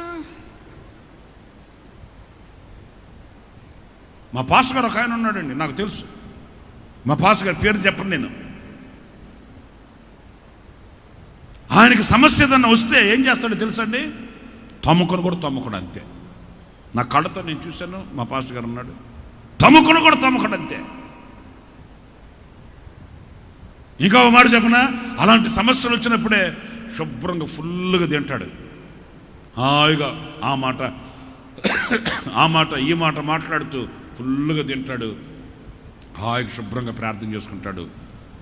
దర్జాగా ఉంటాడు అంతే. దర్జాగా ఉంటాడు. ఈయనే మనకు చూసే మనకు ఏంట్రా బాబు, ఈ మనిషికి చలనం ఉందా లేదురా బాబు అనిపిస్తుందండి. విచిత్రమైన సంగతి ఏంటంటే ప్యాసింజర్లో వచ్చిన సమస్యలు ఎక్స్ప్రెస్ ఎక్కి వెళ్ళిపోతూ ఉంటాయి. నిజం. మన ఆత్మీయ తండ్రి దేవజులు లేసన్ గారు ఉన్నారా? నేను ఆయన గురించి నేను అణువును పరీక్షించి తెలుసుకున్నవాడిని అండి. నాకు ఆయన లైఫ్ స్టైల్, ఆయన జీవిత విధానమే నాకు ఒక మార్గదర్శి, ఒక మున్మాదిరి. నేను అణువణువు ఆయన పరిశీలించి అలా తీక్షణంగా నేర్చుకున్నవాడిని. ఎలాంటి సమస్యలు వచ్చినా కదిలే ప్రసక్తి లేదు. ఎందుకంటే ఆయనకి కలిగిన ప్రతిదీ ఆయనలోనే ఉంచుకొని ఆయనలోనే దాచుకొని కుమిలిపోయేవాడు కాదు. అది తెరచిన పుస్తకం. ఆయన హృదయంలో ఉన్న ప్రతిదీ దేవునికి మొరపెట్టుకొని విన్నపించుకునే వ్యక్తి.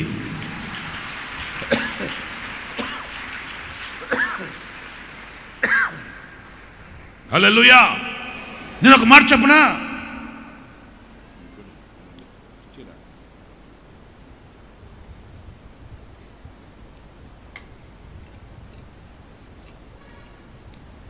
ఏది జరిగినా ఏది ఉన్నా ఉన్నది ఉన్నట్లుగా దేవునికి చెప్పుకునే వ్యక్తి ఏ విషయంలో కదల్చబడడండి. నేను ఇంకా దీన్ని డైరెక్ట్గా చెప్తాను. దేవునితో మాట్లాడుకోలేని వ్యక్తి, ప్రార్థించి దేవుని సమాధానాన్ని పొందుకోలేని వ్యక్తి చిన్నదానికి కూడా కలవరపడిపోతుంటాడు, కదిలిపోతుంటాడండి. దేవునితో ఒక సంబంధం కలిగి దేవునితో ముచ్చటించుకునే వ్యక్తి పర్వతమే కదిలినా ఈ వ్యక్తి కదల్చబడడండి. ఆ బంధం అలా ఉంటుంది, ఆ సహవాసం అలా ఉంటుంది. చూడండి నా ప్రియ సహోదరులారా, అలాంటి ఇక్కట్లలో, ఇబ్బందుల్లో శత్రు సమూహాలు ఎదుట నిలిచినప్పుడు రాజైన హిజ్కియా, దైవజనుడైన యెషయా వీళ్ళిద్దరు కలిసి మోకాళ్ళేశారండి.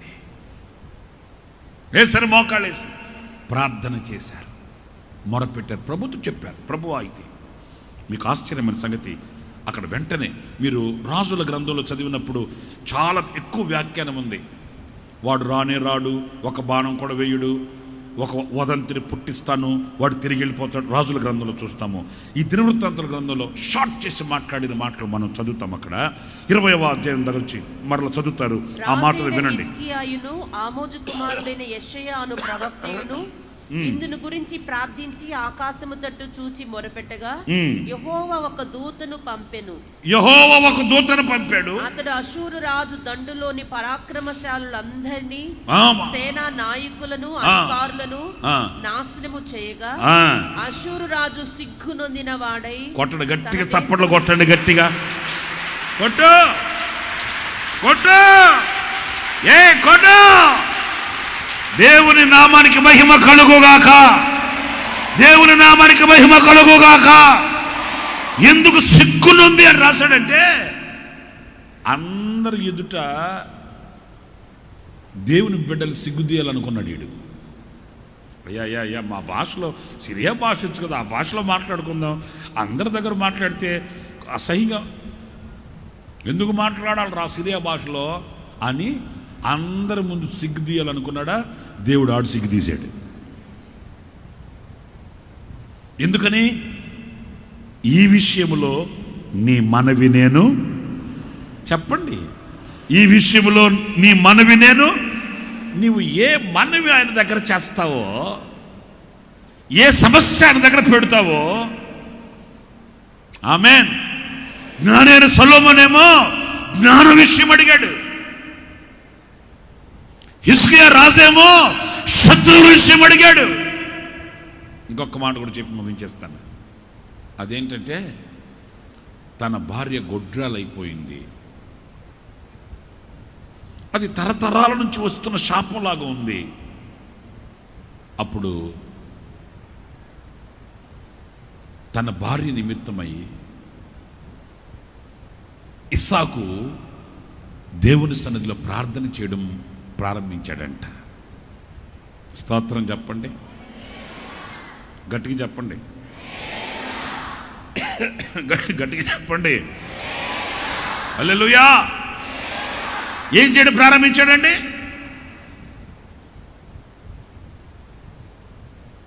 తన భార్య గొడ్రాలయ్యింది, సంతానం లేదు.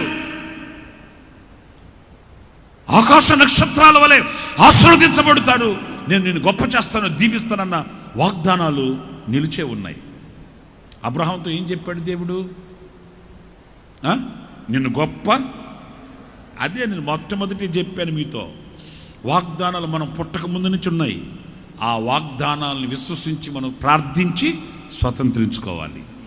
ఇస్సాకు చేసింది అదే.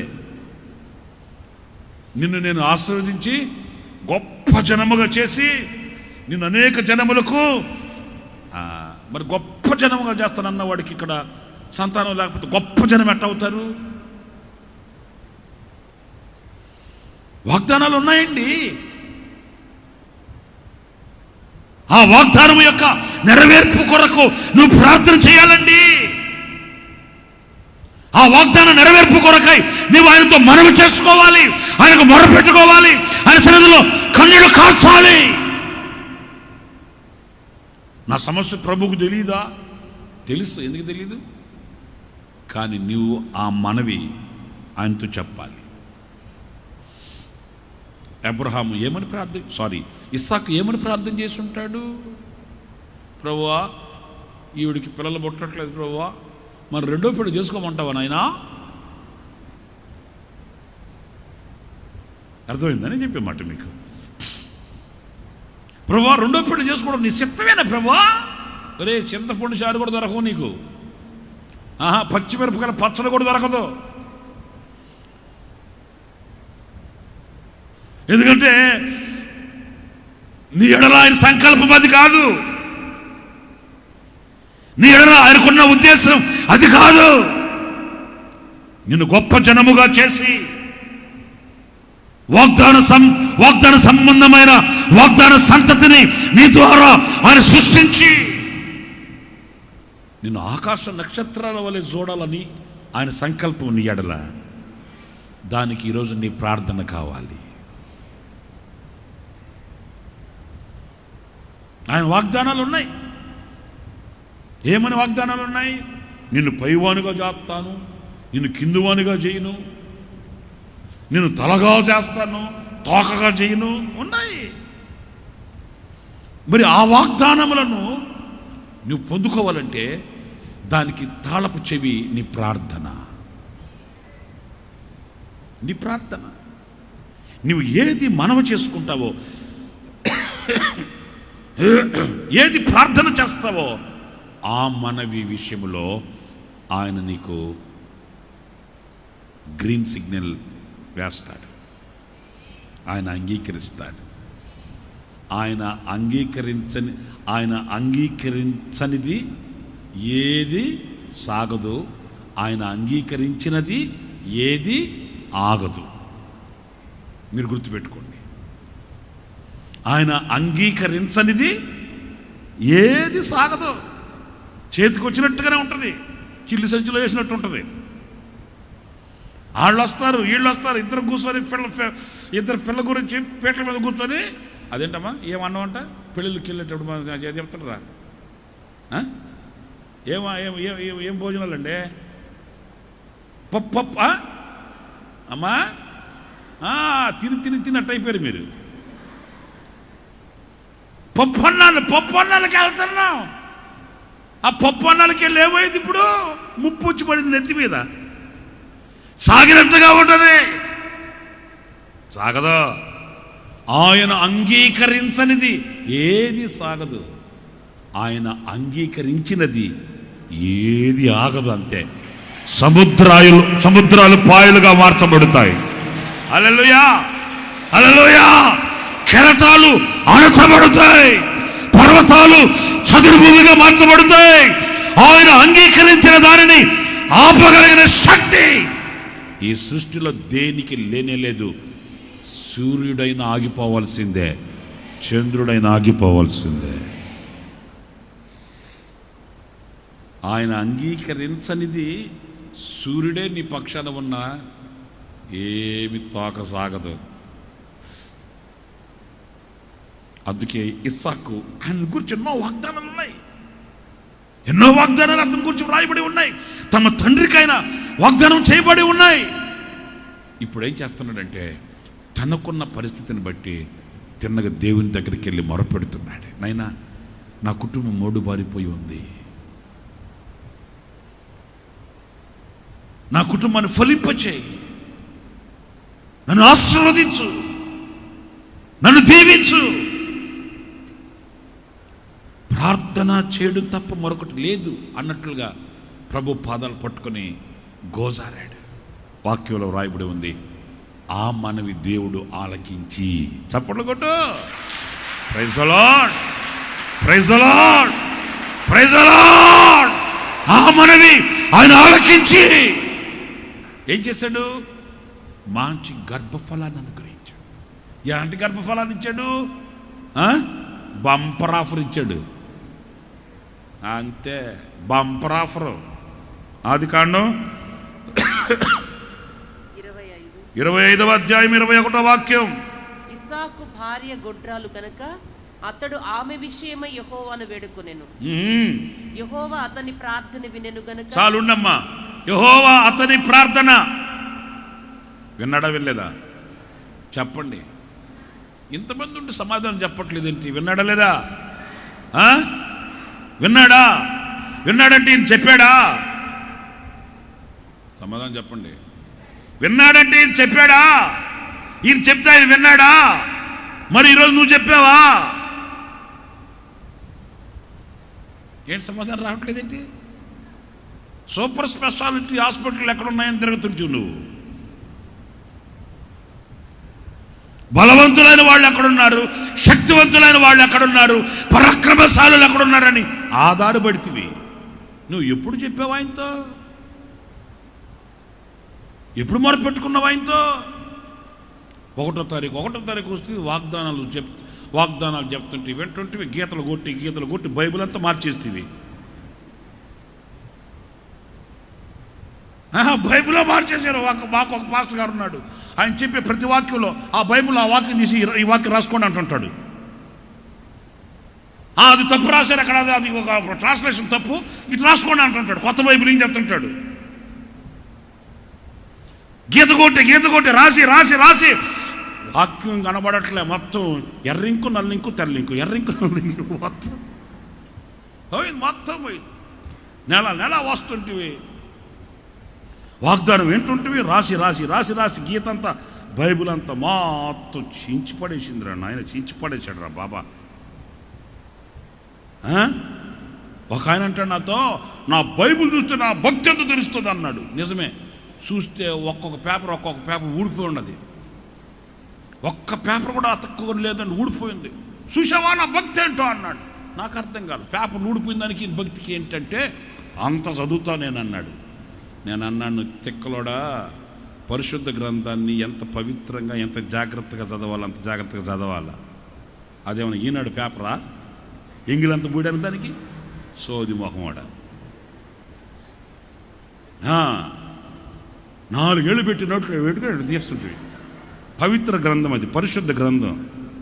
ఎంత చదివితే మాత్రం ఆకులను ఊడిపోవాలనా? అదొక భక్తి. నా బైబిల్ ఎట్లుంటుందో తెలుసా? ఎట్లుంటుంది? నీ మొహంలాగే ఉంటుంది. పవిత్ర గ్రంథం, పరిశుద్ధ గ్రంథం కదా. తెల్ల బట్టలు వేసుకొని బట్టలు నలగకుండా దుమ్ము పడితే అంటున్నామే, మరి బైబిల్ని ఎంత జాగ్రత్తగా చూసుకోవాలా?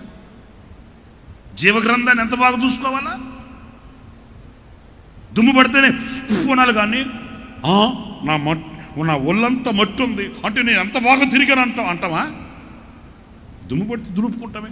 మరి బైబిల్ చదివేటప్పుడు చదువు, ఒక్కొక్క పేపర్ని జాగ్రత్తగా తీసుకుని, అమ్మో నా దేవుని మాటలు ఇది, నా దేవుని వాక్యది, నా కొరకు వాగ్దానాలు అన్నట్టు చదవాలి. కానీ ఆకులు రాల్చేసి పేపర్లు చించేసి మళ్ళా దానికి అంత మైదా పిండేసి అతికిచ్చి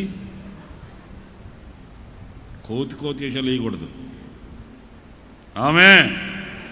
హల్లెలూయా, హల్లెలూయా, హల్లెలూయా. వాగ్దానాలు ఉన్నాయి. ఆ వాగ్దానాల కొరకు ఆ వాగ్దానాల్ని అన్వయించుకొని నీవు ఏ విషయమో ఆ విషయం ప్రభుత్వం చెప్పాలి. ఇస్సాకు అదే చేశాడు.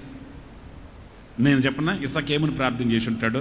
ఇక్కడ ఇస్సాకు ప్రార్థన చేసినని రాసింది, యెహోవా వినినని రాసింది.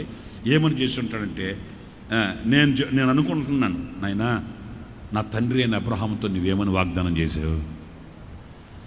నన్ను బట్టి రాయబడిన వాగ్దానాలు ఏంటి? గొప్ప జనముగా చేస్తానన్నావే, మరి నన్ను ఎందుకు ఫలింపు చేయవు? ఇదిగో ఈ సంవత్సరం నేను విశ్వసిస్తున్నాను ప్రభువా, నమ్ముకుంటున్నాను నిన్ను, నీ మీద ఆధారపడుతున్నాను. ఈ సంవత్సరం నన్ను ఫలింపు చేయబోతున్నావు నీవు, నన్ను ఆశీర్వదించబోతున్నావు నీవు, వృద్ధి చేయబోతున్నావు నీవు, నేను నీకు సాక్షిగా నిలబడబోతున్నాను ప్రభువా. అలా మొరపెట్టుంటాడండి. మొరపెడితే ఈ విషయంలో నీ మనవి నేను అంగీకరించి ఏం చేశాడట? చదవమ్మా ఇప్పుడు 21వ వాక్యం. యెహోవా అతని ప్రార్థన వినెను గనుక అతని భార్య అయిన రిబ్కా గర్భవతి ఆయను. ఆమె గర్భములో శిశువులు ఒకనితో ఒకను పెనుగులాడిరి. ఒకరు కాదా? ఆయన అడిగింది ఏంటి? ప్రభువా సంతానం కావాలంటే ఆ మనవి అంగీకరించాడు. అంగీకరించడమే కాదు, 1+1 1+1 అండి. Bumper offer. జాతులు, ఒక జాతి కాదు, జాతులు వస్తాయి నీ గర్భంలో నుంచి అన్నట్లుగా దేవుడు ఒక గొప్ప జనాన్ని ఇస్సాకు గర్భంలో నుంచి ఉద్భవింపచేశాడు. స్తోత్రం కలుగునుగాక. హల్లెలూయా, హల్లెలూయా, హల్లెలూయా. ఈ రాత్రి నా ప్రేమని సహోదరులారా, నువ్వు ఆయనతో విన్నపించుకుంటే, నువ్వు ఆయనతో మనవి చేసుకుంటే, నువ్వు అడిగింది కొంచెమేనైనా ఆ మనవి ఆయన అంగీకరించి, ఆ మనవిని నెరవేర్చి, ఆ మనవిని అంగీకరించి నిన్ను ఆయన ఆశీర్వదించుటకు ఆయన సిద్ధంగా ఉన్నాడు.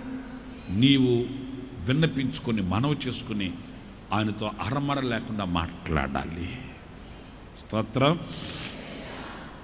స్తోత్రం చెప్పండి, స్తోత్రం. హల్లెలూయా. సొలొమోను జ్ఞానం కొరకు మనవి చేశాడు. హిజ్కియా శత్రువుల విషయమై మనవి చేశాడు.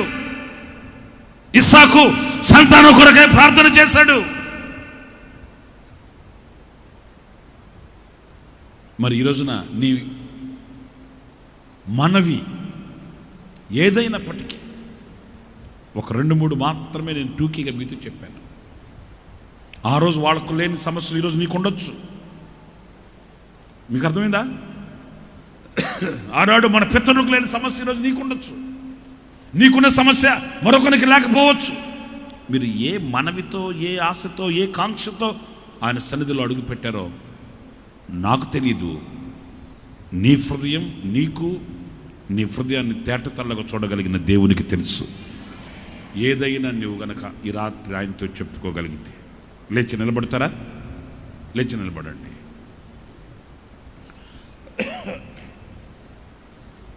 నేను ఎంతసేపు మీకు ఆశీర్వాదకరమైన పరిశుద్ధాత్మని వాక్కులు అందించాను. ఇవి నా మాటలు కాదు. ఈ రాత్రి నువ్వు విశ్వసించగలిగితే ఒక 5 నిమిషాలండి, ఒక 5 నిమిషాలు ఈ నెల మొదటి దినాన మీరు విశ్వసించండి. నీ మీద ఒక వర్షం కురవబోతుంది రాత్రి. నా దేవుని శక్తి నీ మీద అపరిమితముగా కురిపించబడబోతుంది. ఒక 5 నిమిషాలు ఈ ఆవరణం, ఈ మందిర ఆవరణం ప్రతిధ్వనించాలి. ఆ రీతిగా నువ్వు మొరపెట్టాలి. నీ కొదువ ఏంటో సిగ్గుపడకు. నీ హృదయంలో ఉన్న గోడేంటో సిగ్గుపడకు. ఒక 5 నిమిషాలు నోరు తెరిచి ప్రభు పాదాలు పట్టుకొని కన్నీళ్లు కార్చి ఉన్నది ఉన్నట్టుగా ఆయనతో చెప్పితే ఈ రాత్రి నీవు ఏ విషయంలోనైతే ప్రభుతో మాట్లాడుతావో ఆ విషయంలో నీ మనవి అంగీకరింపబడునుగాక. మరి నోళ్ళు తెరిచి ప్రార్థన చేయండి ఒక 5 నిమిషాలు. ఓ గాడ్, హల్లెలూయా, హల్లెలూయా. మౌనంగా కాదు. ఆశీర్వాదాలు జారవిడుచుకోకండి, ఆశీర్వాదాలు పోగొట్టుకోకండి, ఆశీర్వాదాలను దాటి వెళ్ళకండి.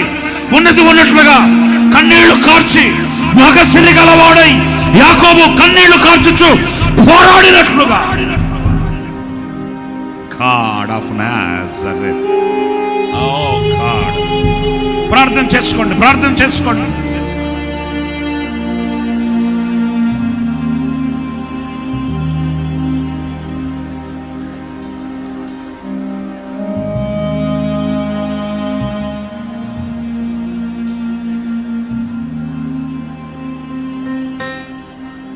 Oh God. Hallelujah. దాచుకోవద్దు. కన్నీళ్లు కార్చి ప్రభుని అడగండి. కళ్ళు మూసి ప్రభుని అడగండి. నా దేవా, నన్ను దాటిపోవద్దు రాత్రి, దాటిపోవద్దు ప్రభువా. నీ హస్తపు స్పర్శ నీవు నాకు కలుగు చేయాలి. నా కన్నీళ్లు తుడవాలి, నన్ను ఆశీర్వదించాలి, నన్ను దీవించాలి, నా సమస్య తీరాలి, పరిష్కారం కలగాలి. బాబా నా శమానా తిరిగి కబాలా.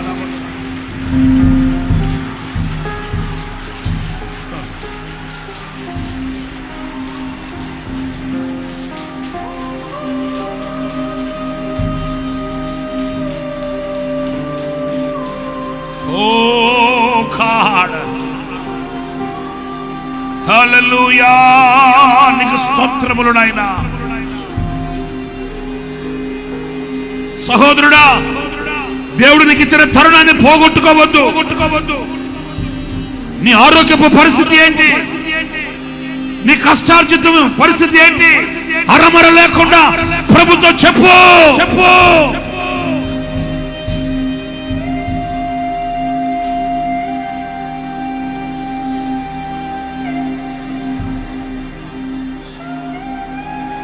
హల్లెలూయా, హల్లెలూయా.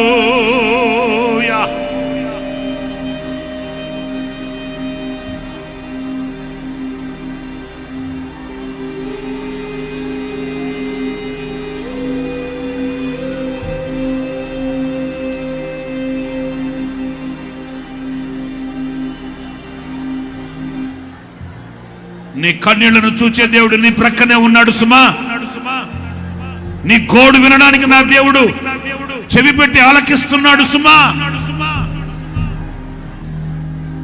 ఇంకా నువ్వు దాచుకొని ఎందుకు దైవ దీవెనలు పోగొట్టుకుంటావు? విశదీకరణంగా ప్రభుత్వం చెప్పు. నీ సమస్య ఏంటి?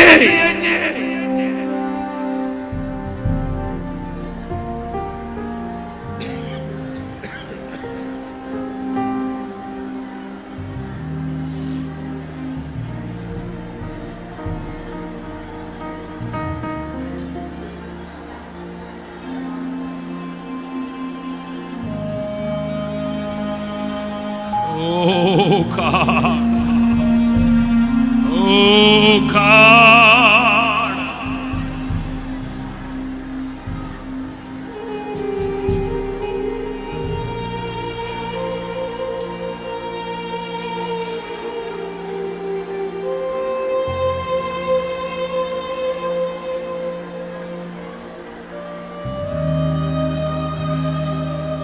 ప్రభువా, నీ ప్రజల కన్నీళ్లను చూడండి నాయనా. ఈ విషయములో నీ మనవి నేను అంగీకరించి తిని వాగ్దాన సంపన్నుడా, నీ ప్రజల మనవి మీరు ఆలకించండి, నీ ప్రజల కన్నీళ్లను చూడండి.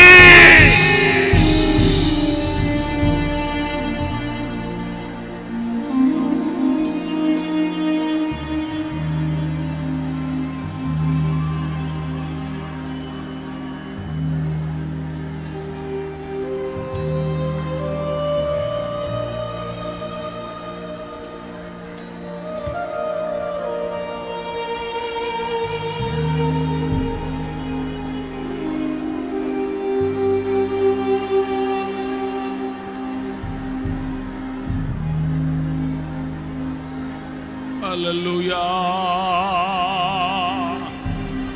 హల్లెలూయా,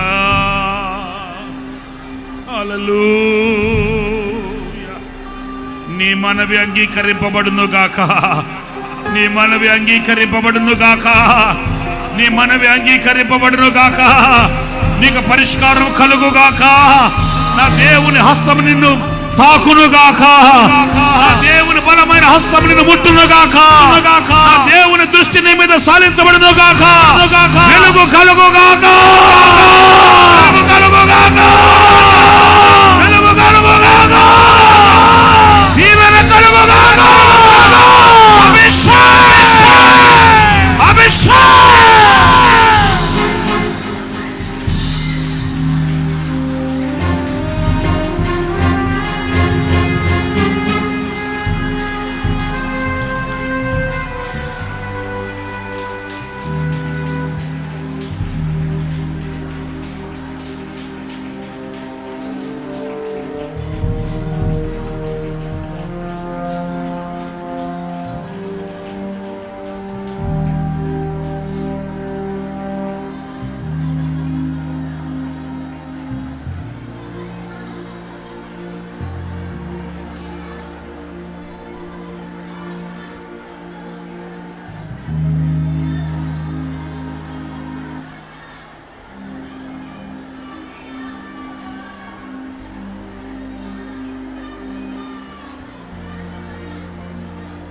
Hallelujah, hallelujah.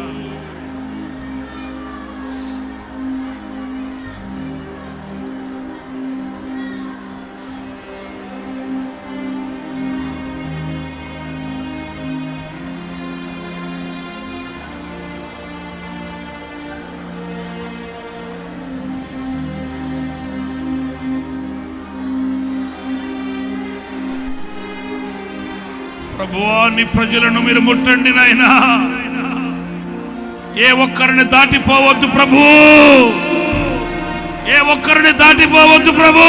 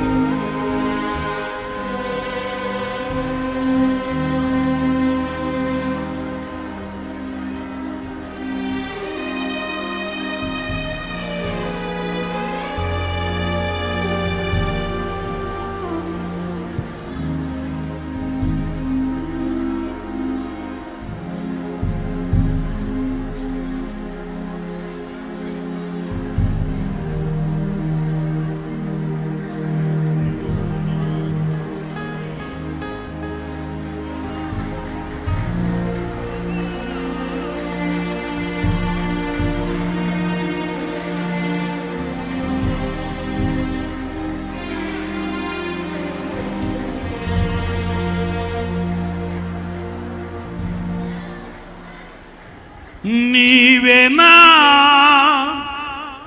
ఆత్మదాము తీర్చిన నన్ను వెంబడించిన బండవు.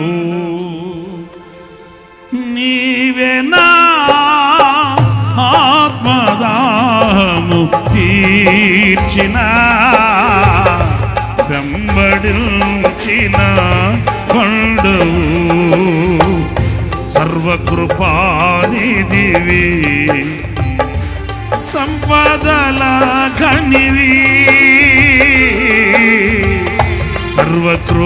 సర్వకృపానిధివి సంపదల ఆమేన్ సకలము చేయగలని వైపే ఆ కన్నులెత్తి చూచే అందరూ కలిసి సకలము చేయగలని వైపే కన్నులెత్తి చూచేదా యేసయ్యా సకలము చేయగలని వైపే కన్నులెత్తి చూచేదా కలవరపడినే కొండల వైపు నా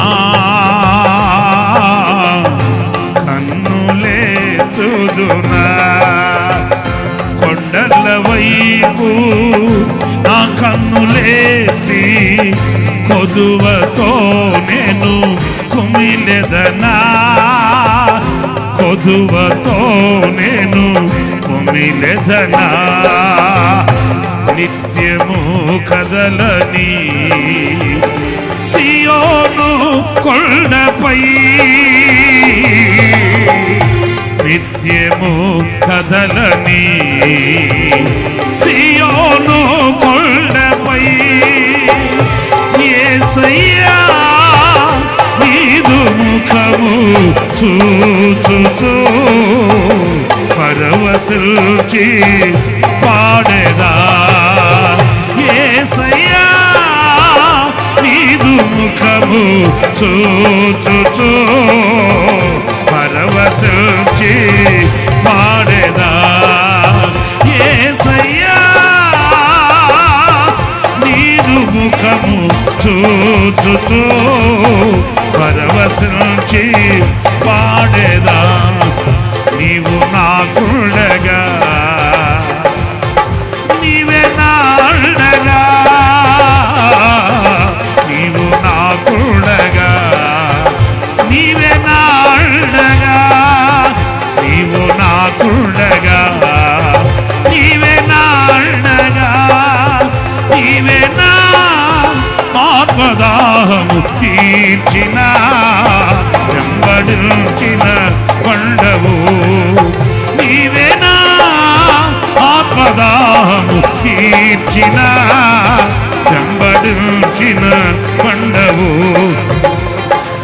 సకలము చేయగలని వైపే కన్నులెత్తి చూచేదా సకలము సకలము సకలము చేయగలని వైపే కన్నులెత్తి చూచేదా యేసయ్యా నా యేసయ్యా యేసయ్యా నా యేసయ్యా యేసయ్యా యేసయ్యా యేసయ్యా యేసయ్యా యేసయ్యా నా యేసయ్యా యేసయ్యా నా యేసయ్యా యేసయ్యా నా యేసయ్యా యేసయ్యా నా యేసయ్యా యేసయ్యా యేసయ్యా నీదు ముఖము చూచుచూ పరవశించి పాడేదా పరవశించి పాడేదా పరవశించి పాడేదా పరవశించి పాడేదా పరవశించి పాడేదా యేసయ్యా నీదు ముఖము చూచుచూ పరవశించి పాడేదా యేసయ్యా యేసయ్యా యేసయ్యా నీదు ముఖము చూచుచూ పరవశించి పాడేదా నీవు నాకుండగా నీవే నాండగా నీవు నాకండగా నీవే నాండగా యేసయ్యా నీదు ముఖము చూచుచూ పరవశించి పాడేదా పరవశించి పాడేదా, పరవశించి పాడేదా, పరవశించి పాడేదా, పరవశించి పాడేదా. యేసయ్యా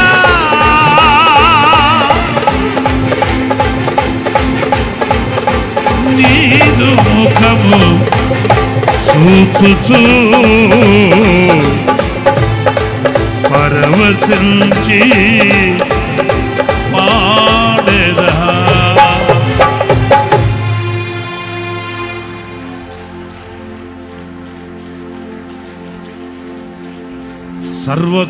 సర్వకృపానిధివి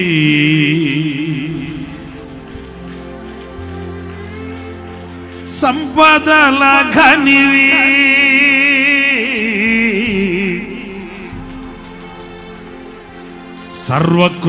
సర్వకృపానిధివి సంపదల ఘనివి.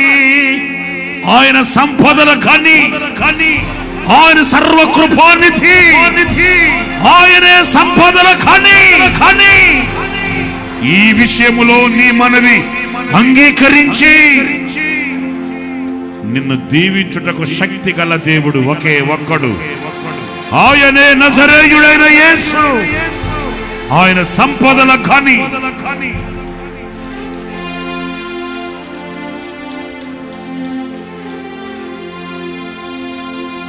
సకలము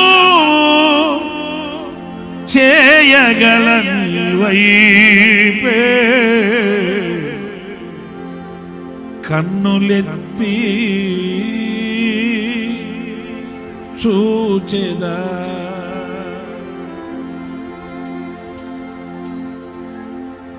సకలము చేయగల నీవైపే నా కన్నులెత్తి చూచెదా.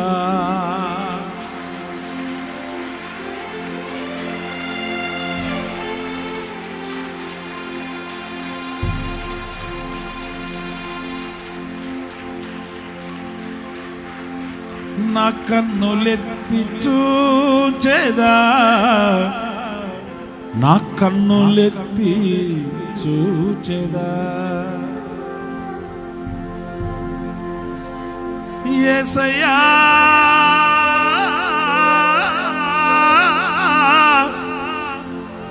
నీదు ముఖము చూచుచూ పరవశించి పాడేదా.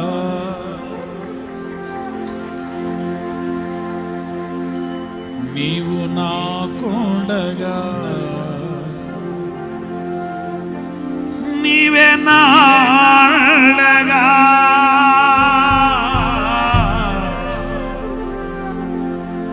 నీవు నాకుండగా నీవే నాడగా, అండగా అండగా. యేసయ్యా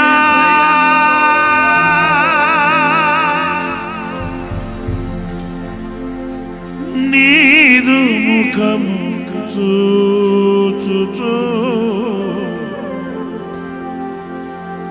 పరవశించి పాడేదా.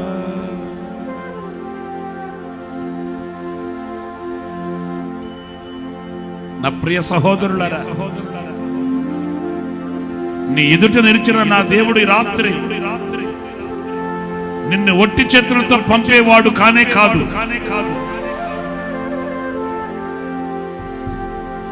నీ మధ్య సంచరించుచున్న దేవుడి రాత్రి నిన్ను కన్నీళ్లతో సాగనంపేవాడు కాదు.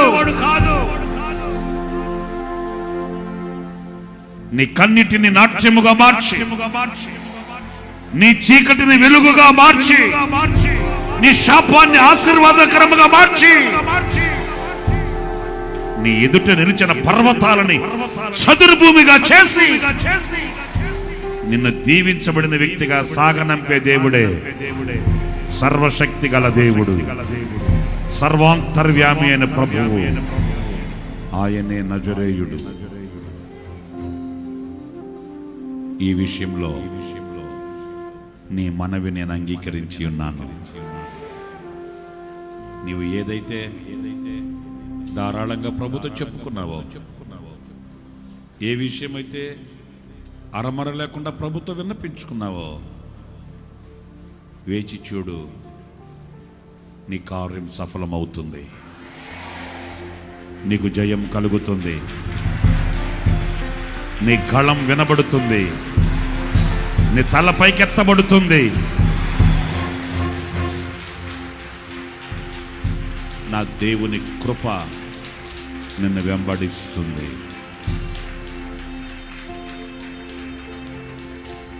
ప్రార్థన. పరిశుద్ధుడైన తండ్రి, ఆశ్చర్యకరుడా నీ స్తోత్రాలు. గతించిన 10 మాసములు నీ కృపలో మమ్మల్ని దాచి భద్రపరిచి ఈ 11వ నెల ఈ మొదటి దినమున మీ సన్నిధిలో మమ్మల్ని సజీవులుగా నిలిపినందుకై నీ కృతజ్ఞతాస్తుతులు చెల్లిస్తున్నాను. శ్రేష్టమైనటువంటి మాటల చేత మమ్మల్ని మీరు దర్శించారు. ఈ విషయమందు నీవు చేసిన మనవిని నేను అంగీకరించుచున్నాను అని వాగ్దానం చేశావు తండ్రి. జ్ఞానం విషయమై సొలొమోను చేసిన మనవిని అంగీకరించావు. శత్రు విషయమై హిజ్కియా చేసిన మనవిని అంగీకరించావు. వాగ్దాన నెరవేర్పు విషయంలో, ఆశీర్వాదం విషయంలో ఇసాకు చేసినటువంటి మనవిని అంగీకరించావు. ఈ వాగ్దానాన్ని విశ్వసించి నీ సన్నిధిలో నిబిడలందరూ వారి వారి సమస్యలను, వారికి ఉన్నటువంటి ప్రతికూలతలన్నింటినీ చెప్పుకొని ఉన్నారు ప్రభువా. వారు ఏ విషయంలో మనవి చేసుకొని ఉన్నారో అవన్నీ అంగీకరించబడునుగాక, అవన్నీ ఈ రాత్రి అనుగ్రహించబడునుగాక. విశ్వసించిన వారి బ్రతుకులు ఈ వాగ్దానం నెరవేర్చబడునుగాక.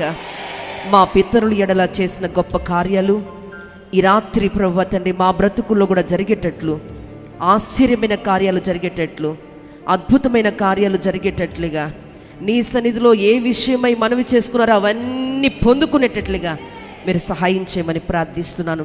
కన్నీళ్లతో వచ్చారు, దుఃఖముతో వచ్చారు, రోగముతో ఆవేదనతో నీ సన్నిధికి వచ్చారు తండ్రి.